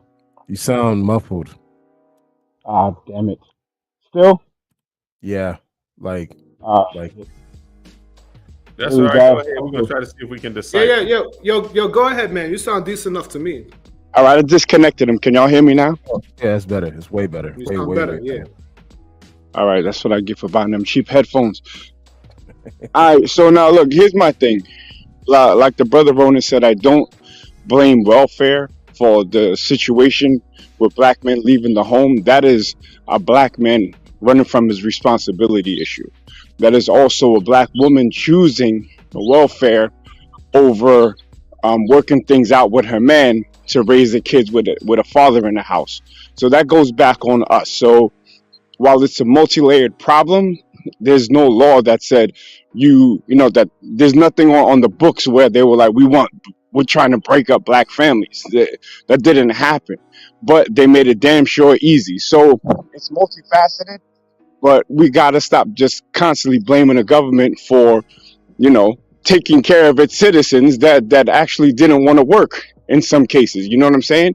In some cases where they couldn't work, it's a man's job to get it how he lives, to be able to go and provide. This is why we have a whole bunch of people who decided to go to the dark side and hustle to provide for their family. So I do disagree respectfully with that the government, got rid of the black man out of the house. I agree. Let me comment on this. Marty says, I can't believe Fearless is a grown black man who never heard this history. This is embarrassing. Brother, I have heard of the history, but I'm saying you're making an excuse. Yes, throughout history, every group has been discriminated against. Every group. We are the people who make the excuses about it. When you go to an Asian person, you know what they say? We only hiring Asians. We're going to live 8 people in this household, in a 2-bed household until we make it. You go to Latinos, when they come up, they're going to group as many people in that household until they make it. We don't. They buy amongst themselves. Asians, that money will go around 8 times before it leaves the community. Ours go around 1 time. So whose fault is that? Whose fault is it that if I get something, instead of spending it with another black man or another black business, I go over to the white business? That's not the white man's fault. That's my fault, because Asians aren't doing it. Latinos aren't doing it. So we want to say how bad it is. They got here later than us and they still built more than us. They said, okay, we don't fit in, we'll have our own. So that's how they got it. And it wasn't a ghetto. You go anywhere in Los Angeles, you go in basically any place, you'll see little Mexican restaurants, and all the Mexican people support it. I'm in Dallas. There's grocery stores called Fiesta. Fiesta is Latinos. I don't see no black grocery stores. I'm here in Dallas. You know how many there's a whole Asian section, man, with about 10 businesses or just their grocery store, bakery, ice cream, all of that, all Asian. Nobody gave them that. They support their own. So it ain't about history. Their history is not the same as black people, man. They don't have the drug epidemic that we had. They don't have this thing with criminality where we have like parents and relatives that are in prison that's passed down. It's just deeper than, oh, you can just get together and do yourself. Like, we've been through slavery. Let me ask you a question. It's multi-layered than that. You say it's not about drugs. Did somebody make somebody sell drugs or take drugs? It don't matter how many drugs. Hold up. It happened. Hold up. The Mexican president said it the best. He said, we don't have a drug problem. Maybe all the drugs come from us, but we're not doing the drugs. We're not doing it. So that whose responsibility is it? You can put those same drugs in a white neighborhood and nobody sells them. You can put that same liquor stores in a white neighborhood, nobody sells them. Nobody's going there and drinking. So if we're planning to use selling drugs as an example, yet we glorify this. We glorify the shit. So it's like that's a poor example to use. Like when people use those drugs in our community, shit, how many damn drug lords in our community benefited from it, but yet didn't do shit for their community, while other drug lords from different culture benefited their community. And I'm from Miami. Trust me. Miami was the gateway. We see how little Cuba, little Havana grew to Hialeah. Man, that's all drug money. Brickell, all drug money. Over time, I mean, we're kind of drifting away from the topic, but I mean, we can stay on this. I'm just saying that was an example. So it was just like when people use these. No, I'm saying it's in combination. It's not just one particular thing to say, well, black people, why don't you just pick yourself up from your bootstraps like all the other ethnic groups? It's not the same. It's not the same race. It's not the same history. It's not the same racism that we experienced that the other races didn't. Our shit was in law. I think as Black people, and I mean Black people, Caribbean, Africans, to African Americans, we're not collective at all. If you look at Indians, Asians, Hispanics, they're very collective. We're not. We just try to outshine one another just to look good. That's it. If you go to a networking event, to a black networking event, you ain't getting nothing out of that shit. You go to another one that's not non-black, you get so many contacts. It's crazy, man. I just think that we're not collective people. We say that we are, but we're really not. Bro, can I jump in on there? Because that's exactly what I was gonna say. If you guys don't mind, I'm waiting for a subway real quick. Yeah, but all right, so that's at the heart of it. That's the issue right there. Is that black people are not wired for group success. We're just not. If you look at the origin of the black man, which is Africa, they're about their own ethnic group first and foremost. You know what I'm saying? So I think there's something about that we just really are about do for self. You know what I'm saying? We don't like to work with each other. We can't manage shit. And I love my black people, black Americans first and foremost. And I got love for everybody else that's black. But if you show me a country run by black people, I'll show you a shithole. You show me a community run by black people, 8 out of 10 of them are going to have a bunch of fucking weird shit going on. It's just we've got to look at trying to change that whole psyche that glorifies FSHIT and passes off black mediocrity as black excellence. We've set our bar so low that people think that is something just to have some shit that many people have, like a passport. Get your passport. Excuse me? That shit is so low. That's not an achievement. But once we start thinking like that, then I think we can start making moves. In other people's cultures, and I don't like going outside of our culture to make examples, but if you just look at how education is valued in certain Asian countries, right? In other countries, it's not. But you could then look at their society and see what the value of education is. You know what I'm saying? And I think once we get to that, then we'll really start waking up. At this point in my life, I'm tired of trying to save all black people because I've had a group that was dedicated to it. You know what I'm saying? I ended up wasting a whole bunch of money and a bunch of time, and now I'm just focusing on my daughter and my son and my wife, because I can't save everybody because we're not wired for group success. And if anyone can show me anything outside of, you know, Black Wall Street or anything recent on a grand scale, then I'd love to hear it. But I just don't think that we're wired like that. I agree. I 100% agree. Yep. I agree. Thank you, Nat. Appreciate you, brother. Salute. So let's steer still a little bit back to the topic. Not, you know, we don't have to go all the way, but what we're saying is the culture, how we demonize or we celebrate the worst things in the culture. And we keep making excuses, but we celebrate all the worst things in the culture. Baby daddies. What other culture would say, man, this dude got 12 kids and he's good. He's like a good dude. He's somebody we look up to. I don't know of any other culture that really does that. I mean, could I be wrong? And some women would line up to be number 13. So that's what I'm saying. So is that a problem with going back to, you said how men and women are judged differently? Like that's just the way how society deems that man. He actually might seem more valuable to some women. That's true. I'm agreeing with you, but isn't that society? We keep blaming. We're doing it. We celebrate it, and we're blaming it.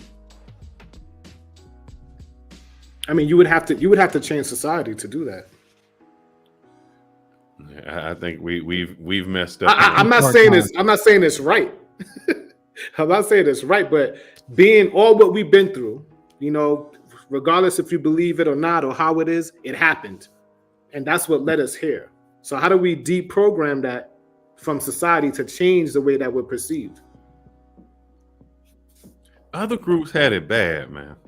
They just didn't. They didn't. Fearless. I'm not fearless. Fearless. We're not playing who got it the worst Olympics, man. And even if we did, man, black people always had it worse. Even if we did. So I'm not trying to hear that. No, the thing is how we expressed it. Other groups had it bad, and we just expressed it the wrong way.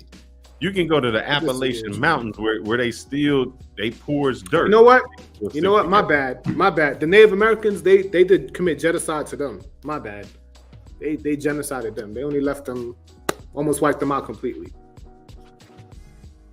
They still had. And we know how their communities are, outside of, you know, the few people that own the casinos and all that. They stick together. Yeah, they put them there. What do you know? Brothers could have a casino together and not fight.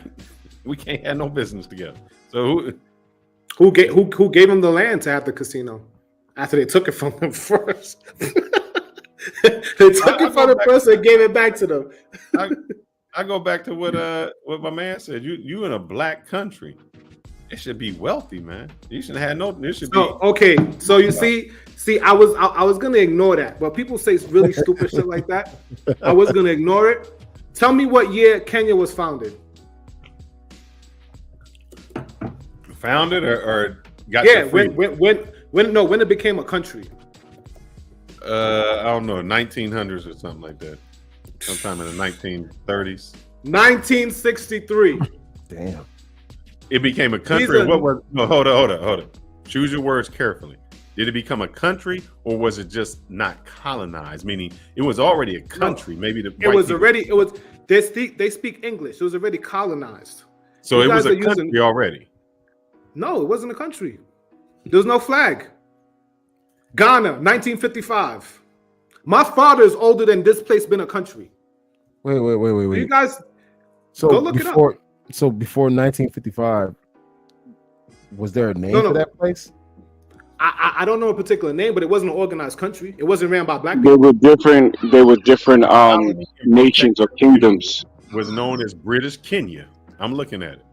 Yeah, it was colonial. It's just like India. You say, "Oh, India wasn't a country." Yes, it was. It just got colonized. So okay, these are still former colonies. These are young countries. How young is America?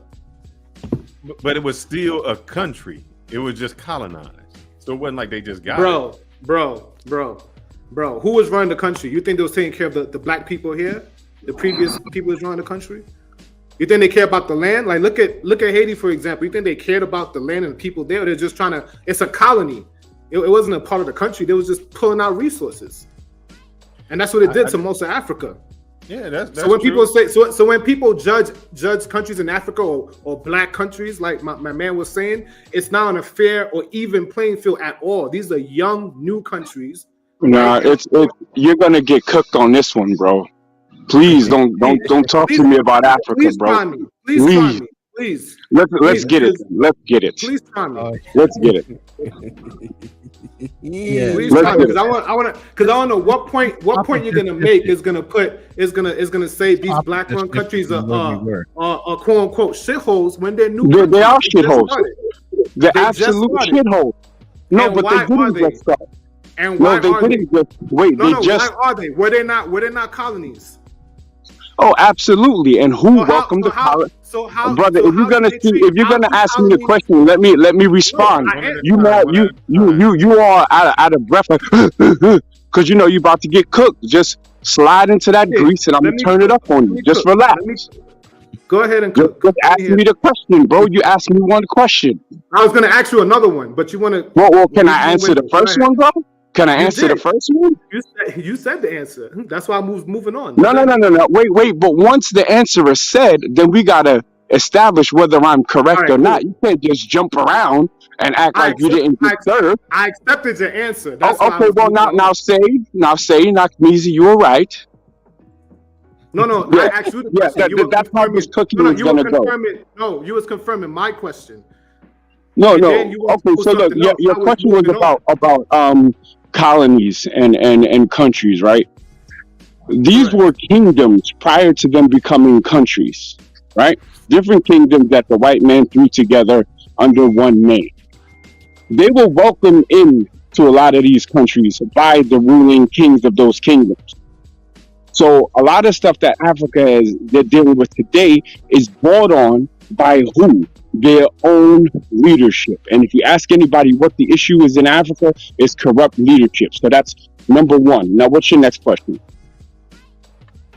All right, so I know he's gonna go there, and that's you're definitely true. Part of it is the leadership of course I am. in these young countries. Now let's go into which ethnic group or race beat the Europeans. Did the Native Americans do it? No. Did the Asians do it? No. Did the the Arawaks or the Caribs or what's that place in Mexico? I forgot. Where the like Brazil and Aztecs. No one has defeated the Western Europeans. So this notion that Africa could have came together like freaking Avengers and kick out the Europeans with not having the technology they had, not knowing the deviousness that they had, the tribalism you mentioned also, which is true. There are like 55 tribes in Nigeria alone. So it's like there was no unity to even begin with, to even do something like that. So after colonialism, you can't just say, well, you know what? Here, you guys just started 50 years ago or 65 years ago. We expect you to be on par with first world countries that's older than you, like 4 times older than you. Well, could you explain what notion that I said? Because you're debating me now. You made mention to a notion that I never made. Where did you bring that from? Because they're calling them shitholes. I'm like, bro. No, but wait. Let's deal with the shithole. Don't put words in my mouth, brother. No, hold on. You name me a country in Africa that's run by black people, and I will show you that it's a shithole. And we can go to GDP per capita, HDI, Human Development Index. We can go to what is that shit? When the kids die, infant mortality rates. We can go to who controls their resources. Bro, Africa is a shithole. The statistics. And much respect to the Africans. Wait, brother, I'm not finished. I'm going to land my plane in 5 seconds.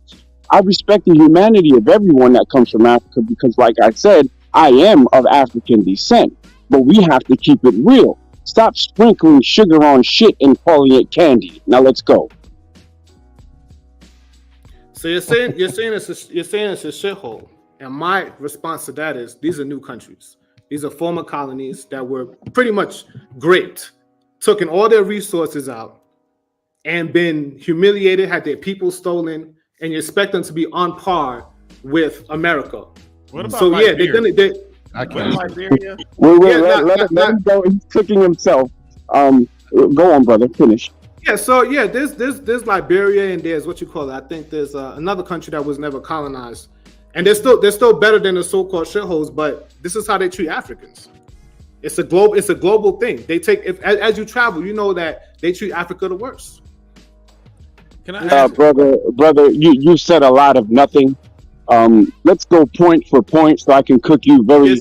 I want to dissect. I'd like to dissect you. So, Hold on, brother. I was quiet. I was quiet. I gotta stop you. No. But you're not gonna stop me. Are you arguing? Are you arguing?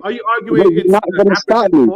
Wait, But you're not gonna stop me, bro. I'm quiet when you speak, so when I speak, I expect the same respect, brother.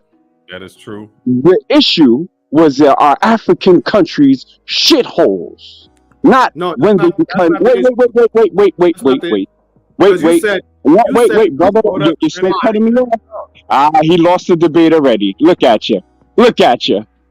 Yeah, this is what Nakmeezy does. I cook people on here on this history, so you can learn or you can get cooked. Which one? Bro, you're not doing none.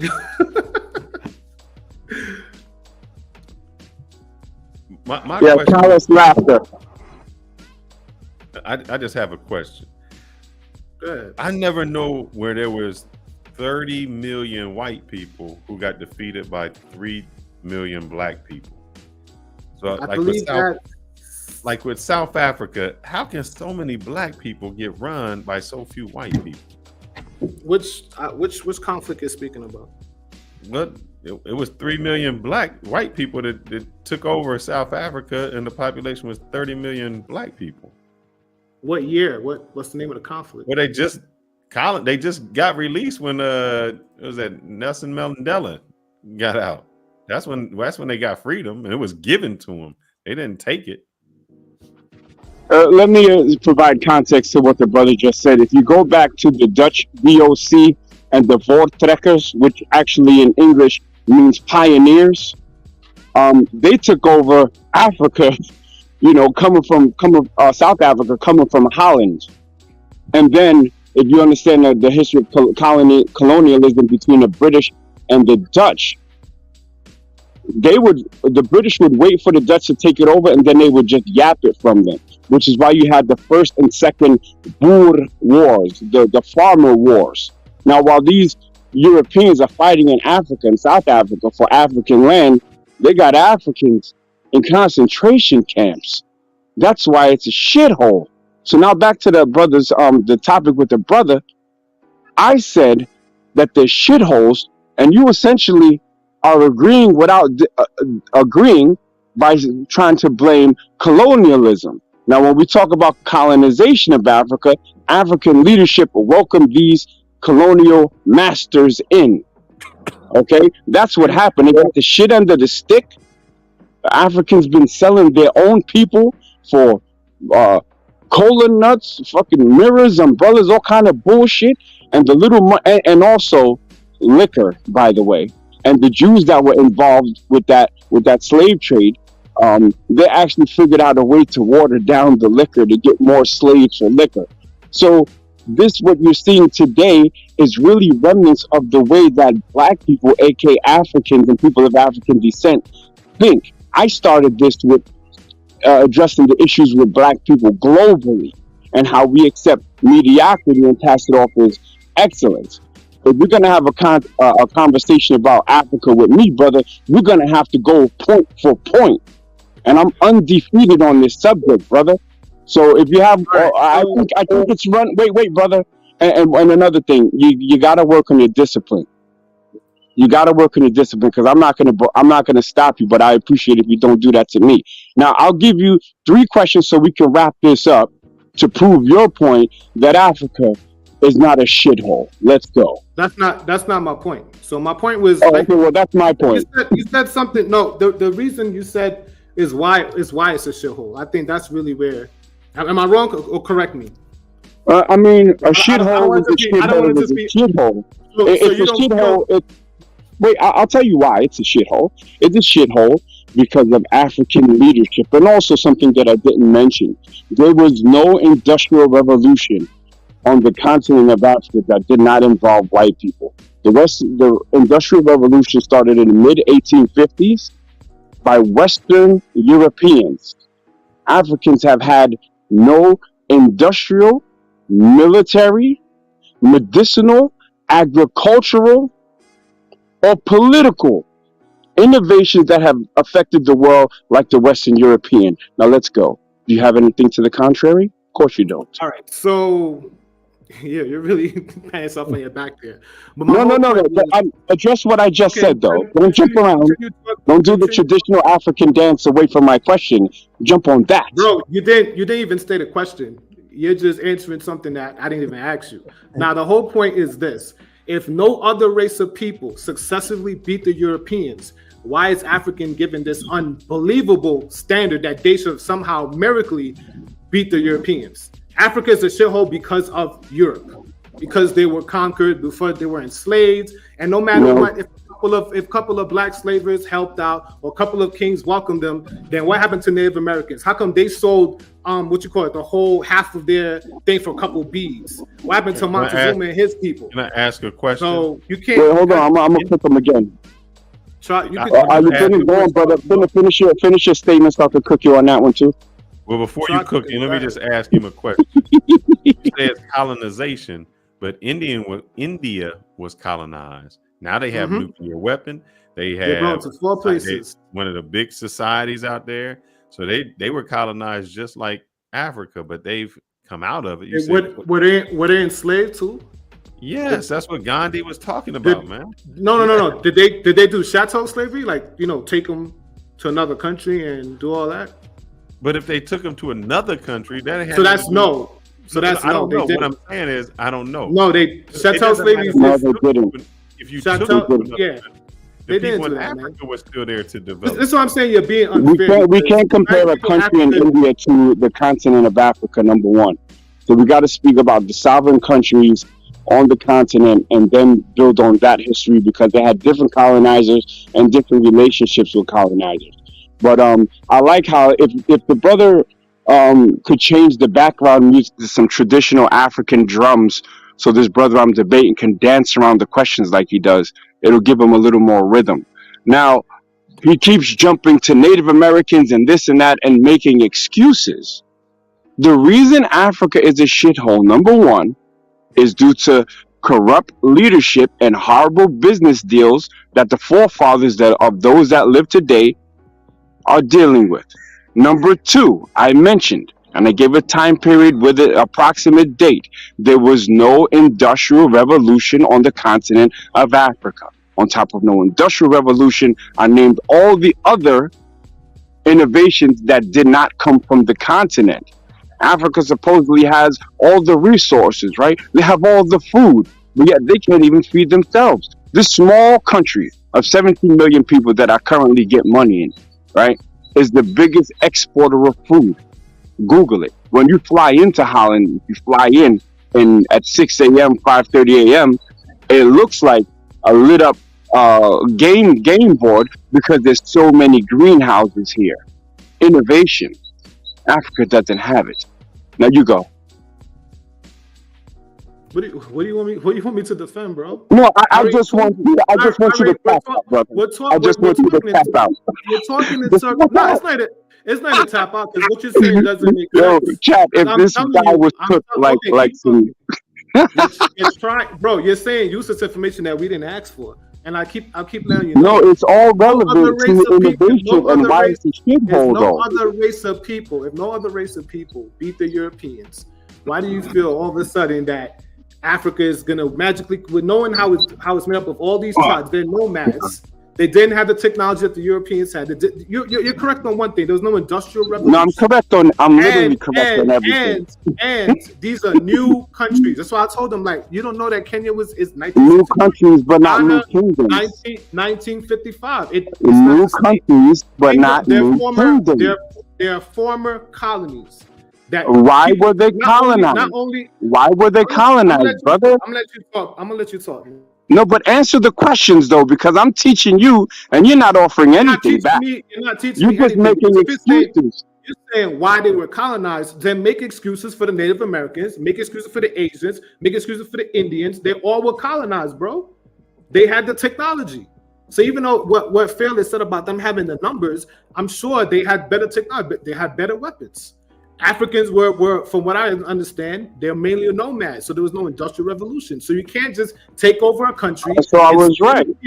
Enslave its people, and let them start a country 50 years ago and say, hey, they didn't enslave their people. Africans were enslaving each other and selling them. Don't you understand? Not the same as chattel slavery. Not the same, bro. You know they were enslaving. They were enslaving their other tribe people that they were warring against. And you know, like I said, Nigeria has 55 tribes. So it's not just one collective country. There's no collective. That's a problem. So if I'm a European, and I come here, are you done? Let me finish. I'll finish after this. If you're a European with guns and you land on African shores and you say, "Hey, I'm going to give you these guns. Just give me some of your people that you stole from war from other tribe, so you can then go fight the other tribe." And yes, at one point, I think Ghana actually admitted that they helped, that they definitely helped in slavery. But at some point, they stopped. They stopped asking and just start taking. It's overwhelmed. And at some point, you cannot blame Africans for European that's cap. That's cap. That's cap. Tell me who the first one to colonize Ghana was. Who? Go ahead, bro. No, I want you to start teaching us because I've been teaching you. Well, since you don't know, Hold on, brother. Hold on, brother. No, I'm not grandstanding. I'm teaching you. So I'll ask you again. Do you know, yes or no, who's the first one to colonize Ghana? Oh, of course, crickets. It was the Portuguese. That's why they have the slave council called El Mina, right? So the Portuguese gave them guns, and they were slave raiding with those guns and trading nonsense to the Portuguese. Nigger trinkets, which is why they still have dirt roads in Kumasi. Bro, like I told you, I gave you a warning, bro. And the reason why I'm cooking you like this is because you said, oh, you were talking some bullshit. Yeah, and all right, you'll never come to this stream and be credible again, brother. You're done. That's why the Indians traded for beads also. And he keeps going to the Indians. We're talking about Africa, bro. No, but it's the same methodology, bro. It's the same. And listen, get my contact with somebody in these YouTube streets and I'll teach you, brother. You want to treat Africa separately. As usual, black people expect to be superhuman. As usual. You don't want to. I expect Africans to have innovated something, but they haven't innovated shit but booty shaking and bullshit. Prove me wrong. You mean the countries that's been around for 50 years? That's the sound you getting your ass beat. Oh. I mean, I find the humor in it, but there's no fact behind it. No, but I literally said everything that I said was factual, brother. And I'd like to take this to a place where we can talk about a country. But your knowledge in Africa is very, very limited. You're putting the blame. You're basically putting the blame. Let's talk about that shithole called Trinidad then. Let's talk about that shithole called Trinidad. How about that? Okay, do you not understand the history of Trinidad? Tell me about my country. Let's go. Because I know. Why don't you tell me about it? Tell me about the Indians that are running circles around the black people down there. You're bringing it up. Wait, hold on. Yeah, I'll tell you. I'll tell you about it. I'll tell you about it. Let's talk about the Indians that have been running circles around black people in Trinidad. You see, it's everywhere black people are. They get circles run around them. So we can go anywhere on the planet. Any black-run country is a shithole, and the majority black neighborhood are shitholes for the most part. Prove me wrong. In what way you're saying the Indians are doing what? They're running circles in what metric? politically, business wise, Wrong. education. Wrong. Wait, you know what? You might have it on education, but not politically. No, not I financially. definitely have you on education, bro. Yeah, they do. They Come do. I on, give you man. that. All right, okay. Family structure, but you're All wrong right, in the other brother. two. In the spirit of black love, I'm gonna let you off the hook now. I love you, brother. Just please listen to this and just write down the notes of what I taught you. I'm gonna click off and let you guys cook. All right. Thanks, guys. I appreciate you. Appreciate it, brother. Actually, we about to close it out, guys. It is 1:00 on the East Coast, 12:30 here. Yo, that went way off the rails. No, bruh. you know what happened when the chat starts people saying things like FBA and ADOS. I know it's gonna go this because it's a xenophobia in them to hate other blacks of other places. That's why this other guy asked if I was Trini, and they always want to change the topic of something that they believe they have the higher ground on, which is saying Africa is a shithole ran by black people, and they don't want to acknowledge colonialism. It's like, well, it's your fault you got colonized, and all the other groups, you know, the Indians and the Asians that got colonized, you know, they were somehow smarter than you. You know, that's pretty much what it is. Brother, what we're gonna do is we're gonna make a whole show about that. We're gonna bring you back, Trinity, and you can defend Trinidad and Tobago. And you know what? I'm not defending Trinidad because they got to know what they're talking about. That's why he started off saying nonsense, running circles. He had no metrics. They're running circles. Never been, never traveled. No problem. We appreciate it, my fans. I'm gonna bring y'all to the back, and we're gonna close this out because I know Kanal is tired. I'm tired. We appreciate everybody in the chat. Thank you, Ronan. Appreciate it. Wow. That's all I got to say. Hey, it was a great show. We started off great, brother. We was right on track. Great episode. We was surprised, and then it took a left turn. I don't know. You know, Africa. You know what? It was entertaining, man. It's like I just sat there, listened to the whole entire conversation. Yo, we appreciate Knack for jumping on the show. Shout out to Trini. Shout out to Roland. Like, hey, next Friday, let's do it again, man. It was very entertaining. Tomorrow we'll talk if we want to bring the young lady up. If we do, guys, it'll be great. She's Colombian. She's attractive. She knows her thing. She speaks English and all of those great things. So, all right. All right, we'll talk offline, bro. All right, brother. Good night, everyone. We appreciate y'all watching the show. Tune in next Friday, same time, same bad channel. If you can't handle the Lions Den, woo, don't get lit. That was some real lines there, boy. Man, I'm about to bring these African lions out. Until next time.